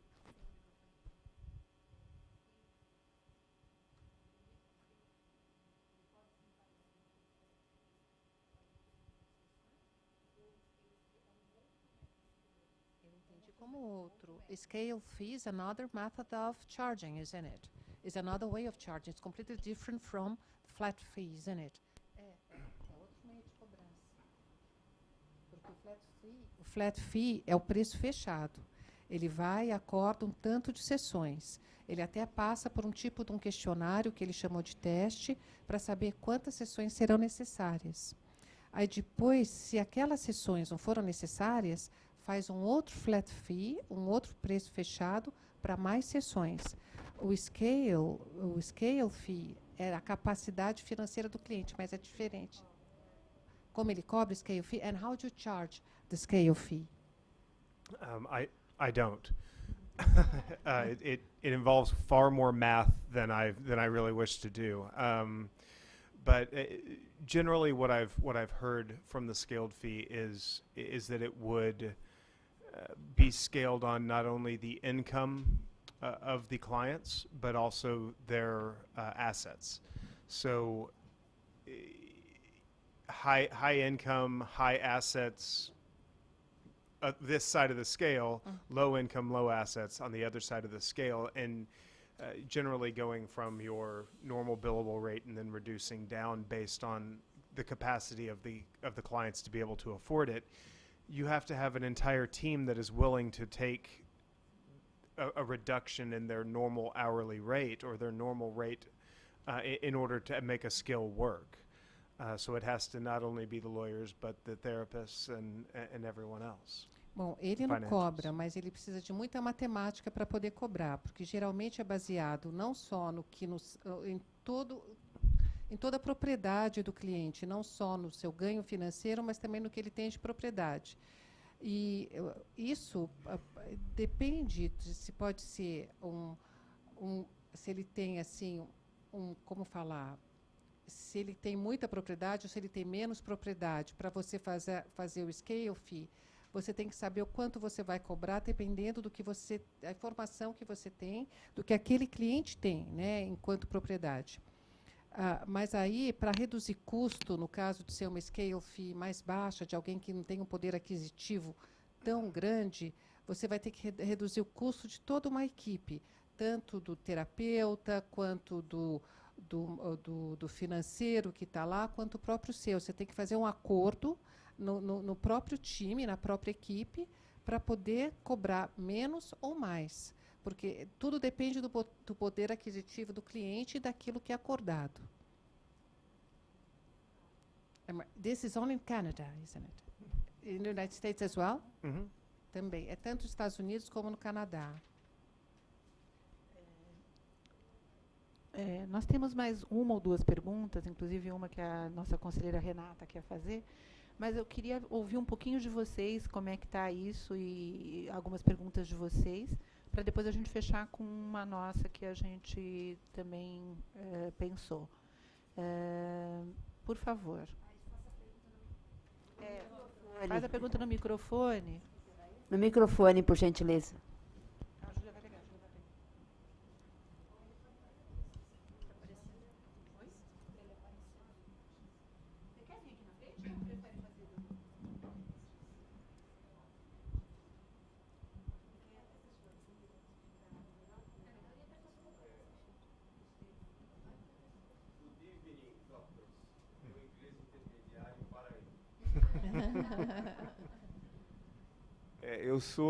Meu nome é Carlos Eduardo, eu sou conciliador, mediador, né, no Poder Judiciário e árbitro no âmbito privado há 2 anos, né? E não é bem uma pergunta, é exteriorizar um pensamento e perguntar para eles o que eles acham a respeito. Eu me considero um negociador de mesa, como um vendedor de ideia. Qual ideia? Trocar essa, né, pseudofilosofia aí do litígio, né, que já é uma coisa de Idade Média, época das fogueiras, aí, pelo quê? Pela composição consensual, né? Seria o futuro para antes de ontem. Sendo profissional e tendo como princípio assim norteador, basilar, a imparcialidade, dentro dessa sensibilidade humanitária e as ferramentas, né, que a própria vida ensina para a gente, né, o caminho ao longo dos tombos, né, e das caneladas, mais do que a teoria do banco acadêmico, ver naquela circunstância o melhor acordo, né, para as partes. como na gíria jovial, trocar o BO por um bem bolado básico, né? Eu tenho essa visão, é como eu trabalho na hora. O que eles acham, né, dessa posição de negociador de mesa, né, porque existem colegas nossos que acham um absurdo, né, a audiência de tentativa de conciliação. Ainda tem. Os estudantes, durante 5 anos, litígio, processo, 10 anos, o bisneto vai receber, se receber, fase recursal, eterna, nunca acaba. Então, tudo é um processo cultural, né? Infelizmente, tudo, né, enquanto não mudar a cultura. Agora, se alguém não começar, vai demorar ainda mais, né? Estamos aqui talvez por isso, né? Se informar e repassar, né? Por exemplo, amanhã no fórum, na sala de conciliadores, vou trocar figurinha com meus colegas, né? Alguém tem que começar de alguma maneira, né? E estamos aqui nessa tentativa. Então, não seria bem uma pergunta, seria, olha, eu penso assim, concorda, não, o que acha? Seria mais ou menos por aí, tá bom? Obrigado por terem vindo, né, ajudar a gente aqui. Tudo de bom.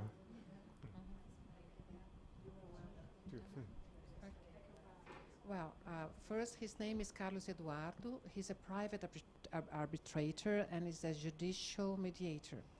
He sees himself as a negotiator and he wants to change dispute into consensual agreement. And he knows and he believes that impartiality is the basic pillar of all of this we are talking about. But he wants to know, what is your opinion? Would you think of a professional who wants to be a negotiator?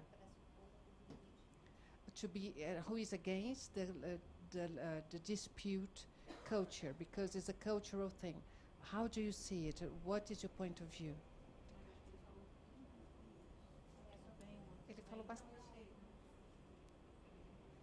He also said that in his vision, he's responsible in the forum rooms and for spread the word. And the question, is it good in this way? What do you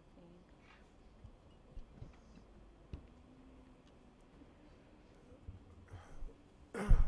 Thank you, sir. You are truly a peacemaker.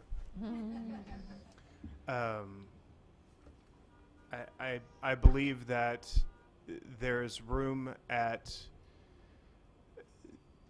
the table for resolving family disputes for all of us, all those who come in peace and all those who seek to help families to resolve those disputes in a respectful and meaningful way, and to be able to move forward and transition their lives in a way that allows them to continue to be good parents and allows for children to be cared for.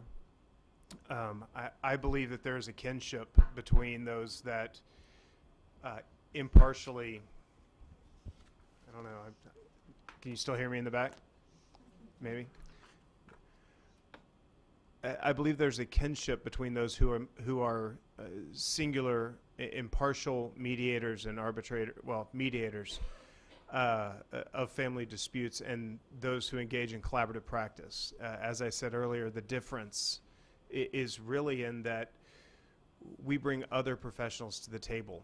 So it is not a singular, impartial viewpoint that is being shared and assisting a family to resolve a dispute, but rather that family has the benefit of multiple professionals, as well as a professional who's in that they each have a lawyer. So they have a lawyer that is invested in seeking the resolution that they need, but also who must advocate for them. So at the very least, they have the influence of the lawyer and the information of the lawyer to help them to understand the actual legalities of the decisions that they're making. It's a complex system that we work in every day, and I believe that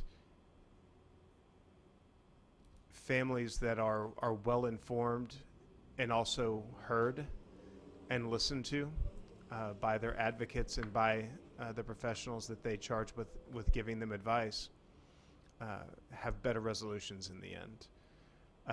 But I believe that there's a place at the table for all of us. We all learn from one another. We all learn tools. As I said, I also mediate. And as a mediator, I try to bring as much of my collaborative practice into my mediations as I possibly can. Sometimes it's difficult, but that's how I work. Bom, ele acha que você é um pacificador, mas ele acha, já por natureza, pelo tudo que você falou, você é o pacificador. Ele acha também que tem espaço para todos resolverem os litígios familiares, e essas soluções, elas possibilitam os pais a serem bons pais e as crianças a serem bem cuidadas. Quando você falou em imparcialidade, você pegou um ponto fraco, você pegou um ponto que é muito importante para ele, porque imparcialidade não é uma visão única. Não é só do negociador ou do mediador ou da pessoa que está na prática colaborativa, porque é um time, é uma equipe que está à mesa, que não é só o advogado. A família tem ajuda de outros profissionais à mesa também. Mas a informação do advogado sobre as medidas legais a serem tomadas é muito importante para ele ter, para ele ter informação. A informação dos passos jurídicos serão tomados. As famílias que são ouvidas e acolhidas pelos seus representantes legais e pelos profissionais que estão lá trabalhando, elas conseguem melhores resultados.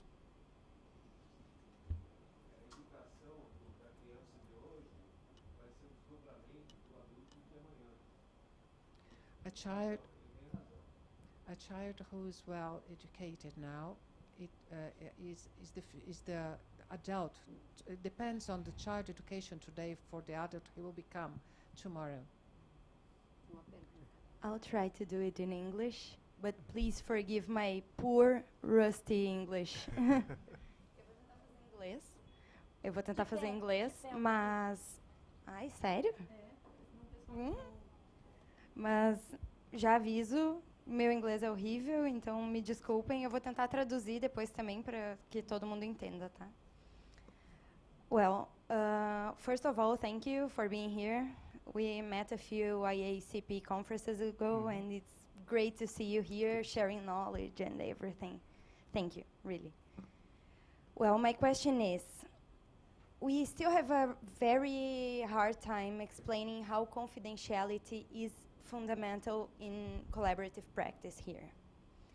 And my question is, how do you explain, and if you can share it with us, how do you explain to the clients that even when a process ends without reaching an agreement, and they have the information, how can we avoid, or how can we teach them that it's not a good idea to share this information in a possible lawsuit? Is it okay? Bom, a minha pergunta foi sobre a confidencialidade. Eu falei que a gente tem uma dificuldade ainda muito grande com relação à confidencialidade aqui, de explicar a confidencialidade. E se eles puderem, né, se eles podem compartilhar com a gente como que eles ensinam o cliente, ou como é que eles fazem para evitar que esse cliente, mesmo tendo essa informação, se o processo termina sem chegar a um acordo, como é que eles fazem para que ele não leve essa informação para um possível processo judicial? So, confidentiality is the very core of the process, outside of the withdrawal provision. Full disclosure and confidentiality. I don't know that I've ever had a client ask me what happens to that information if the process terminates in quite the way that I believe that you're asking. But in general, the confidentiality, the information that you receive in a confidential setting, in a team meeting, is really additional information on top of what the client already knows. They're not learning anything that that they're not already aware of, and they're not able to prove it in a court of law any more than they were able to prove it before they came into your office and began a collaborative process. They're not being provided with evidence of another relationship or anything of that nature. From a financial perspective, perhaps there could be disclosures, but those were going to be discovered during the process in a litigated matter anyway, in all likelihood. It's really, they're avoiding the difficulties in finding that information out more than than they are learning anything that they wouldn't have learned in any other process. So really what I try to explain to my clients is that they really already know this, or we're going to find out one way or the other. Doesn't it feel better and doesn't it feel easier if we can walk into a process that requires full disclosure and both of you feel more easy in just saying, you know what, I can say whatever I need because this is confidential. And from our therapist perspective, they understand it. I mean, everything's confidential in their offices anyway, so they're very aware of that. But it's a little bit harder for clients to grasp. But what I explain to them is that we're going to get that information anyway. It's just easier if we all just share it. I think in trainings, when we have litigators doing the training, they ask this a lot because they are trained to find specific strategies in lawsuits. So we receive this kind of question very much. Gente, eu vou a gente vai ter não, só um minutinho. Ela vai traduzir a resposta. Eu só vou avisar o seguinte: a gente tem mais uns 10, 15 minutos estourando. Mas na verdade, espera um pouquinho, gente. Mais 5 ou 10 minutos estourando para fechar. Então, ela vai traduzir, né? Aí a Renata quer fazer uma pergunta. E se alguém tiver mais alguma pergunta, se quiserem escrever rapidamente num papel e me mandar, a gente vê se a gente consegue encaixar, senão a gente depois se compromete a responder de alguma forma para quem tiver essa outra pergunta. Mônica, tá? quer que eu diga o que eu disse só agora por último? Não, ela vai traduzir. Eu não sei o que ela disse por último. Bom, ele falou que a confidencialidade, a revelação, ou trazer a informação para a mesa, são nucleares, né? São o núcleo do conflito. Mas qualquer informação adicional que eu estou trazendo não é nada que, na verdade, a outra parte, o cliente, já não saiba. Eles não estão falando nada do que o outro, de uma forma ou de outra, não sabem. Porque eles não vão conseguir provas para levar a um processo judicial ou a um tribunal o que eles obtêm lá, aquela informação adicional. Ou seja, um relacionamento, ou um relacionamento de outro relacionamento, ou coisas assim. Ou eles já sabem, ou eles saberão de uma forma ou de outra. Então, não é nada além do que aquilo que, de uma forma implícita ou não, eles já não saibam. Vou complementar rapidamente. Lá, eles têm um sistema, assim, primeiro, eles preferem até ter que abrir a informação na mesa de negociação, né, numa mesa colaborativa, do que no tribunal. Porque no tribunal eles têm o chamado disclosure, que é disclosure, né? Se não tem o disclosure como se deve, informações financeiras ou quaisquer outras, existem penalidades fortes. Então, as pessoas têm medo do disclosure. É diferente daqui do Brasil, onde a gente sabe que o pessoal esconde informação financeira aqui e ali, esconde no exterior, esconde aqui. Então, lá, essa questão da confidencialidade, acho que é menos problemática do que é aqui. Aqui, eu acho que é um dos grandes entraves, né? Quer dizer, você vai fornecer cartas na mesa, transparência total, num processo que você sabe que depois ele pega essas informações e leva para o litígio. E que no litígio ele não teria tanta facilidade assim de descobrir. Here in Brazil, we have a different system. There you have a disclosure. The judge says disclosure, and people are very afraid of this disclosure. They respect this. But in Brazil, we had a culture that people hide some properties or some money in other countries, or so it's a different culture. So in the table of negotiation in a collaborative process, for example, you know some information that you can use in the litigation process, and it's very difficult. It's very you know the information that you have a privilege information that if you go direct the litigation process, it's hard to obtain. You have to open imposto de renda, the income, revenue, and it's different a little bit. So confidentiality is a problem for us. So, has there been a case where a collaborative participation agreement's confidentiality was questioned, and a case that terminated and went to court, and the court did not enforce the confidentiality of disclosures that were made inside the process? We can have problems. Okay. We don't have notice because we don't have too much cases that go after, but we think no.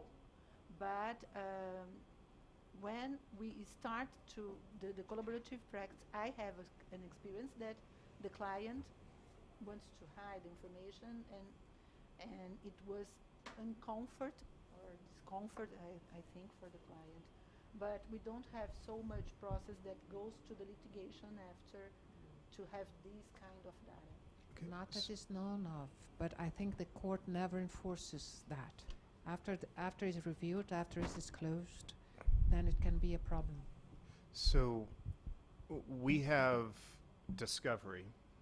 We have mandatory disclosures, but we have discovery, which is a process through which you get documentation, such as tax returns and things of that nature, that would lead you to be able to disclose or discover the financial information if a party were hiding money in a different country or wherever. There are lots of tricks and traps and ways around actually disclosing that.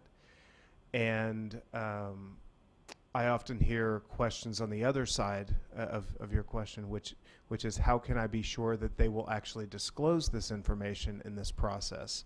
You say it's full disclosure, but I don't trust that they're going to give it to me. Bom, o que eles têm... I'm sorry. No, go ahead. O que eles têm é a Discovery, lá que faz parte do sistema deles, né, todo o processo deles que a gente não tem aqui. Então, imposto de renda, todas as informações relacionadas à propriedade são trazidas à mesa. E até se a pessoa tem modo de saber se a pessoa tem dinheiro e propriedades fora. Então, lá, a pergunta é, ao contrário da dela, como é que será que faz para descobrir isso tudo? But my answer is usually the same as my answer would be for you, which is, if they're not going to disclose it in the collaborative process, then they're probably not going to readily disclose it in the litigation process. If they disclose it in the collaborative process, chances are they weren't going to be able to hide it very well in the litigation process, so it wouldn't have really mattered one way or the other. We do have precedent, at least a case in Texas, where the collaborative participation agreement was enforced by a judge as a contractual agreement to disclose all financial information. So from a financial perspective, we at least have a single case that enforces the full disclosure portion of the collaborative participation agreement. I believe that we have legal precedent that states any settlement well, we have rules of evidence that state any settlement negotiation is not disclosable in court. So anything in the context of a settlement negotiation cannot be used in court as evidence. So you would have to have actual evidence of that hidden money in order to overcome the confidentiality of the settlement negotiations themselves. É que eles podem trazer tudo à mesa ou não trazer. O que ele acredita é que se ele não revelou o que ele tem numa prática colaborativa, ele provavelmente não vai trazer isso quando está indo no litígio no tribunal. Já houve um caso, houve um precedente, I forgot the place where the precedent was, Texas. Houve um caso no Texas que houve um precedente que o juiz ordenou que fosse aberto toda a vida financeira daquela pessoa, imposto de renda, tudo que ele tivesse. Mas eles têm um acordo de confidencialidade que é assim, o settlement agreement que ele falou que é um acordo que tudo que for dito ou que for revelado nas práticas colaborativas não deve ser usado depois. Então, se você não respeitar, if you don't go by the settlement agreement, could you repeat that? If you don't abide to it. If you don't abide with the settlement agreement, there would be a penalty. But what I was saying is that disclosures made in settlement negotiations are not. You cannot use them as evidence at trial. Então, vocês não pode ser usada como prova no tribunal. Tudo aquilo que foi trazido na prática colaborativa e que está sob esse guarda-chuva, né, sobre a proteção da prática colaborativa, não pode ser usado como prova em nenhum tribunal.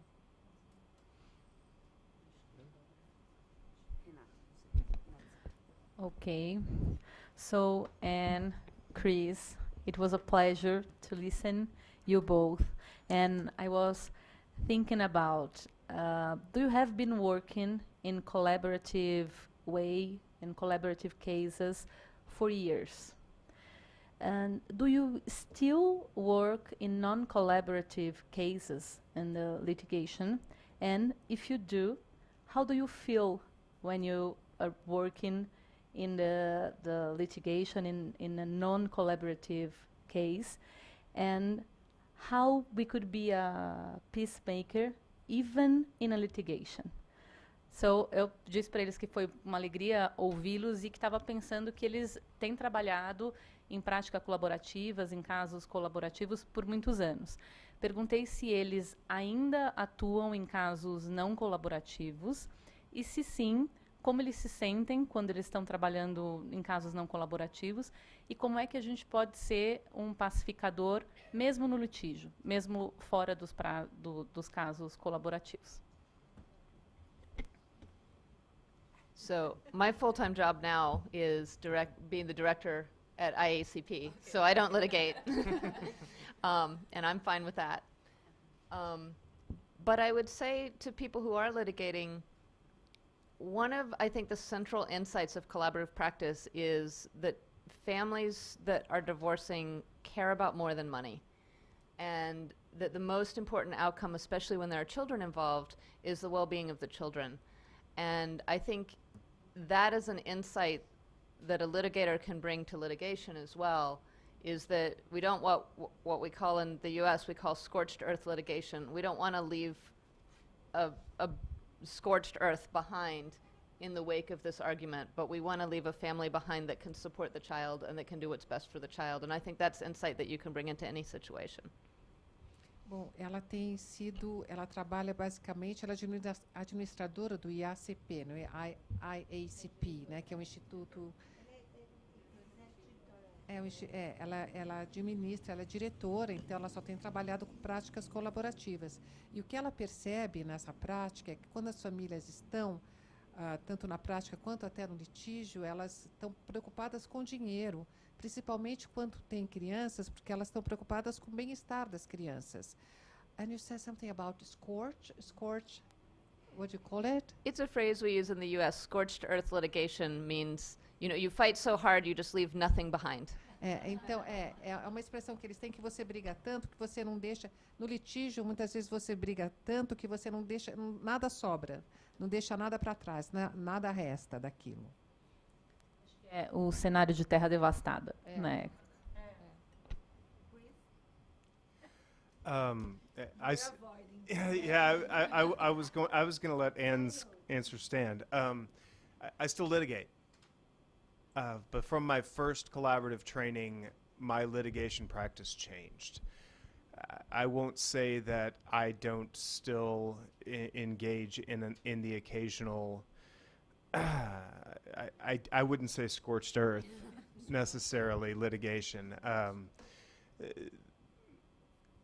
There are times when you try everything in the world to make peace, and the only thing that can be made is war. There are just simply times when you're engaged in litigation that's all that can happen. But by and large, my litigation practice has been informed by my collaborative practice training. I bring in other professionals for confidential discussions with my clients or with both clients in an effort to try to help them to resolve their disputes in a much more respectful and meaningful way, whether they actually sign into the collaborative process or not.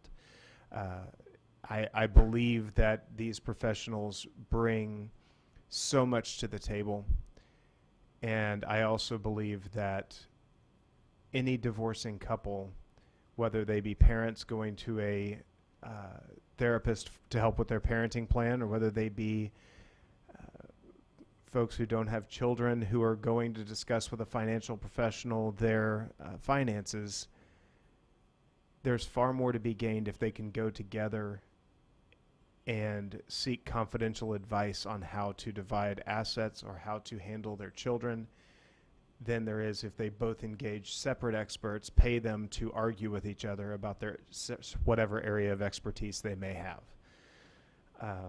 So yes, I still litigate, but collaborative practice has changed the way I litigate by and large.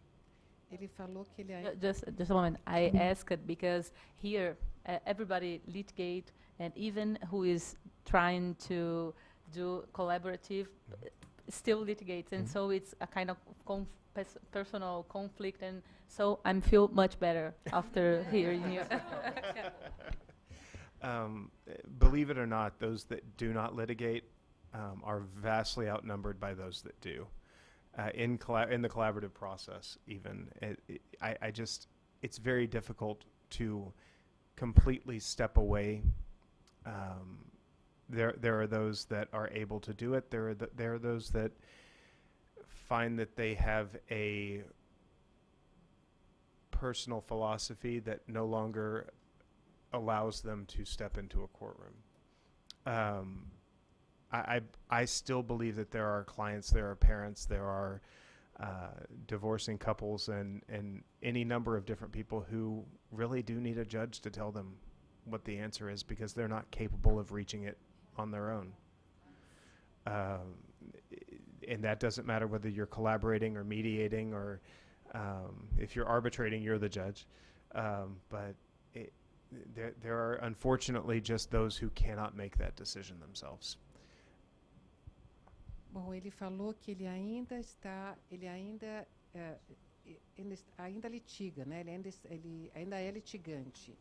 Mas depois que ele começou as práticas colaborativas, isso mudou muito a sua prática de litígio. E ele acha que é muito difícil você deixar de ser um litigante, não é tão fácil assim.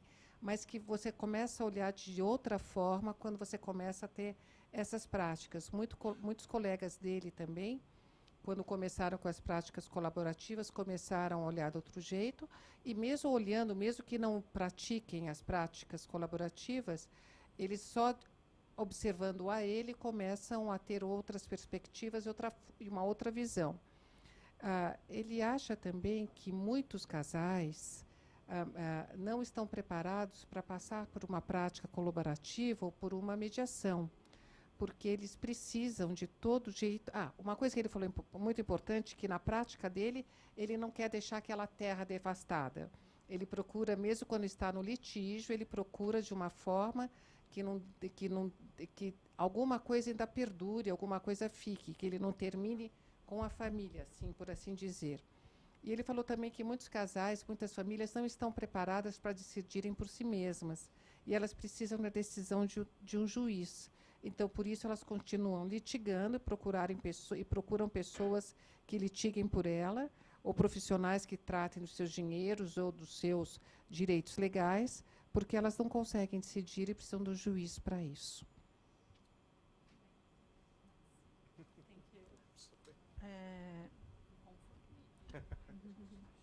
entendi o que quis dizer. Não, é porque tinha uma questão online, mas não vai dar tempo.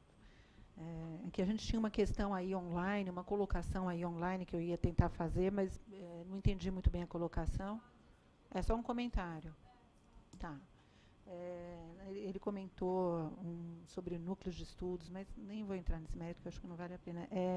A gente tem um fechamento para fazer e estamos em cima da hora, e eles têm um jantar hoje, então, e um congresso que começa amanhã, 3 dias. You have a dinner, and you have a conference that starts tomorrow, and a lot of work, a lot of energy to share with us. So, to close the event, I'm also, as Renata,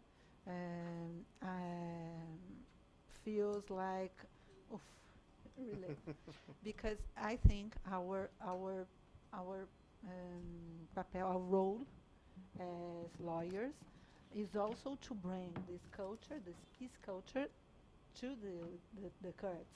If you split all over, and it's difficult for us to know what's happening in the court and what's happening in the world, in the legal world, and also it's our role to show this culture, peace culture, or the way of not destroying families in the courts for judges or for prosecutors, and also for parties and other lawyers. Eu disse que acho que a gente tem uma função como advogado pacificador de espalhar essa cultura dentro dos tribunais, e acho que se a gente se distanciar totalmente do dia a dia dos tribunais, a gente pode ficar aquele advogado que não tem o dia a dia mais real, e a gente se distancia de uma tal maneira que fica 2 mundos e acabam não se encontrando. To finish, in 1 or 2 words, what do you recommend for people who is starting and for our bar association here in São Paulo?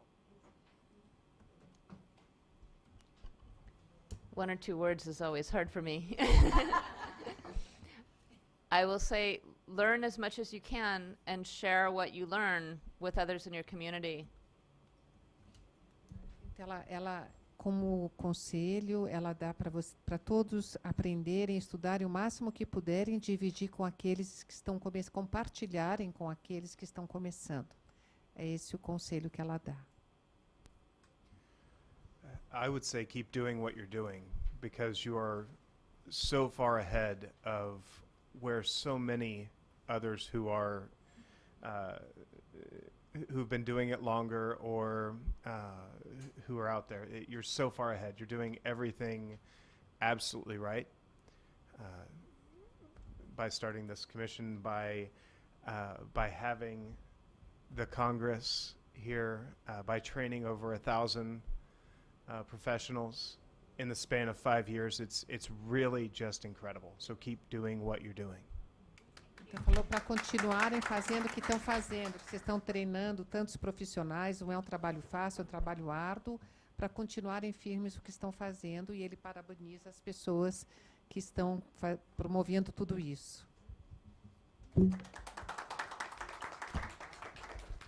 So we'd like to thank you for your time and your patience.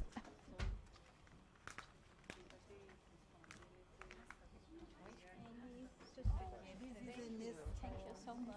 Certificate, but in Portuguese, but it's Collaborative Law in the World Conference or Bate-Papo, I don't know in English. It's a more informal conference with lawyers, American lawyers, Christopher and Dan. So it's a certificate that you came here and share the word with us. Thank you so much.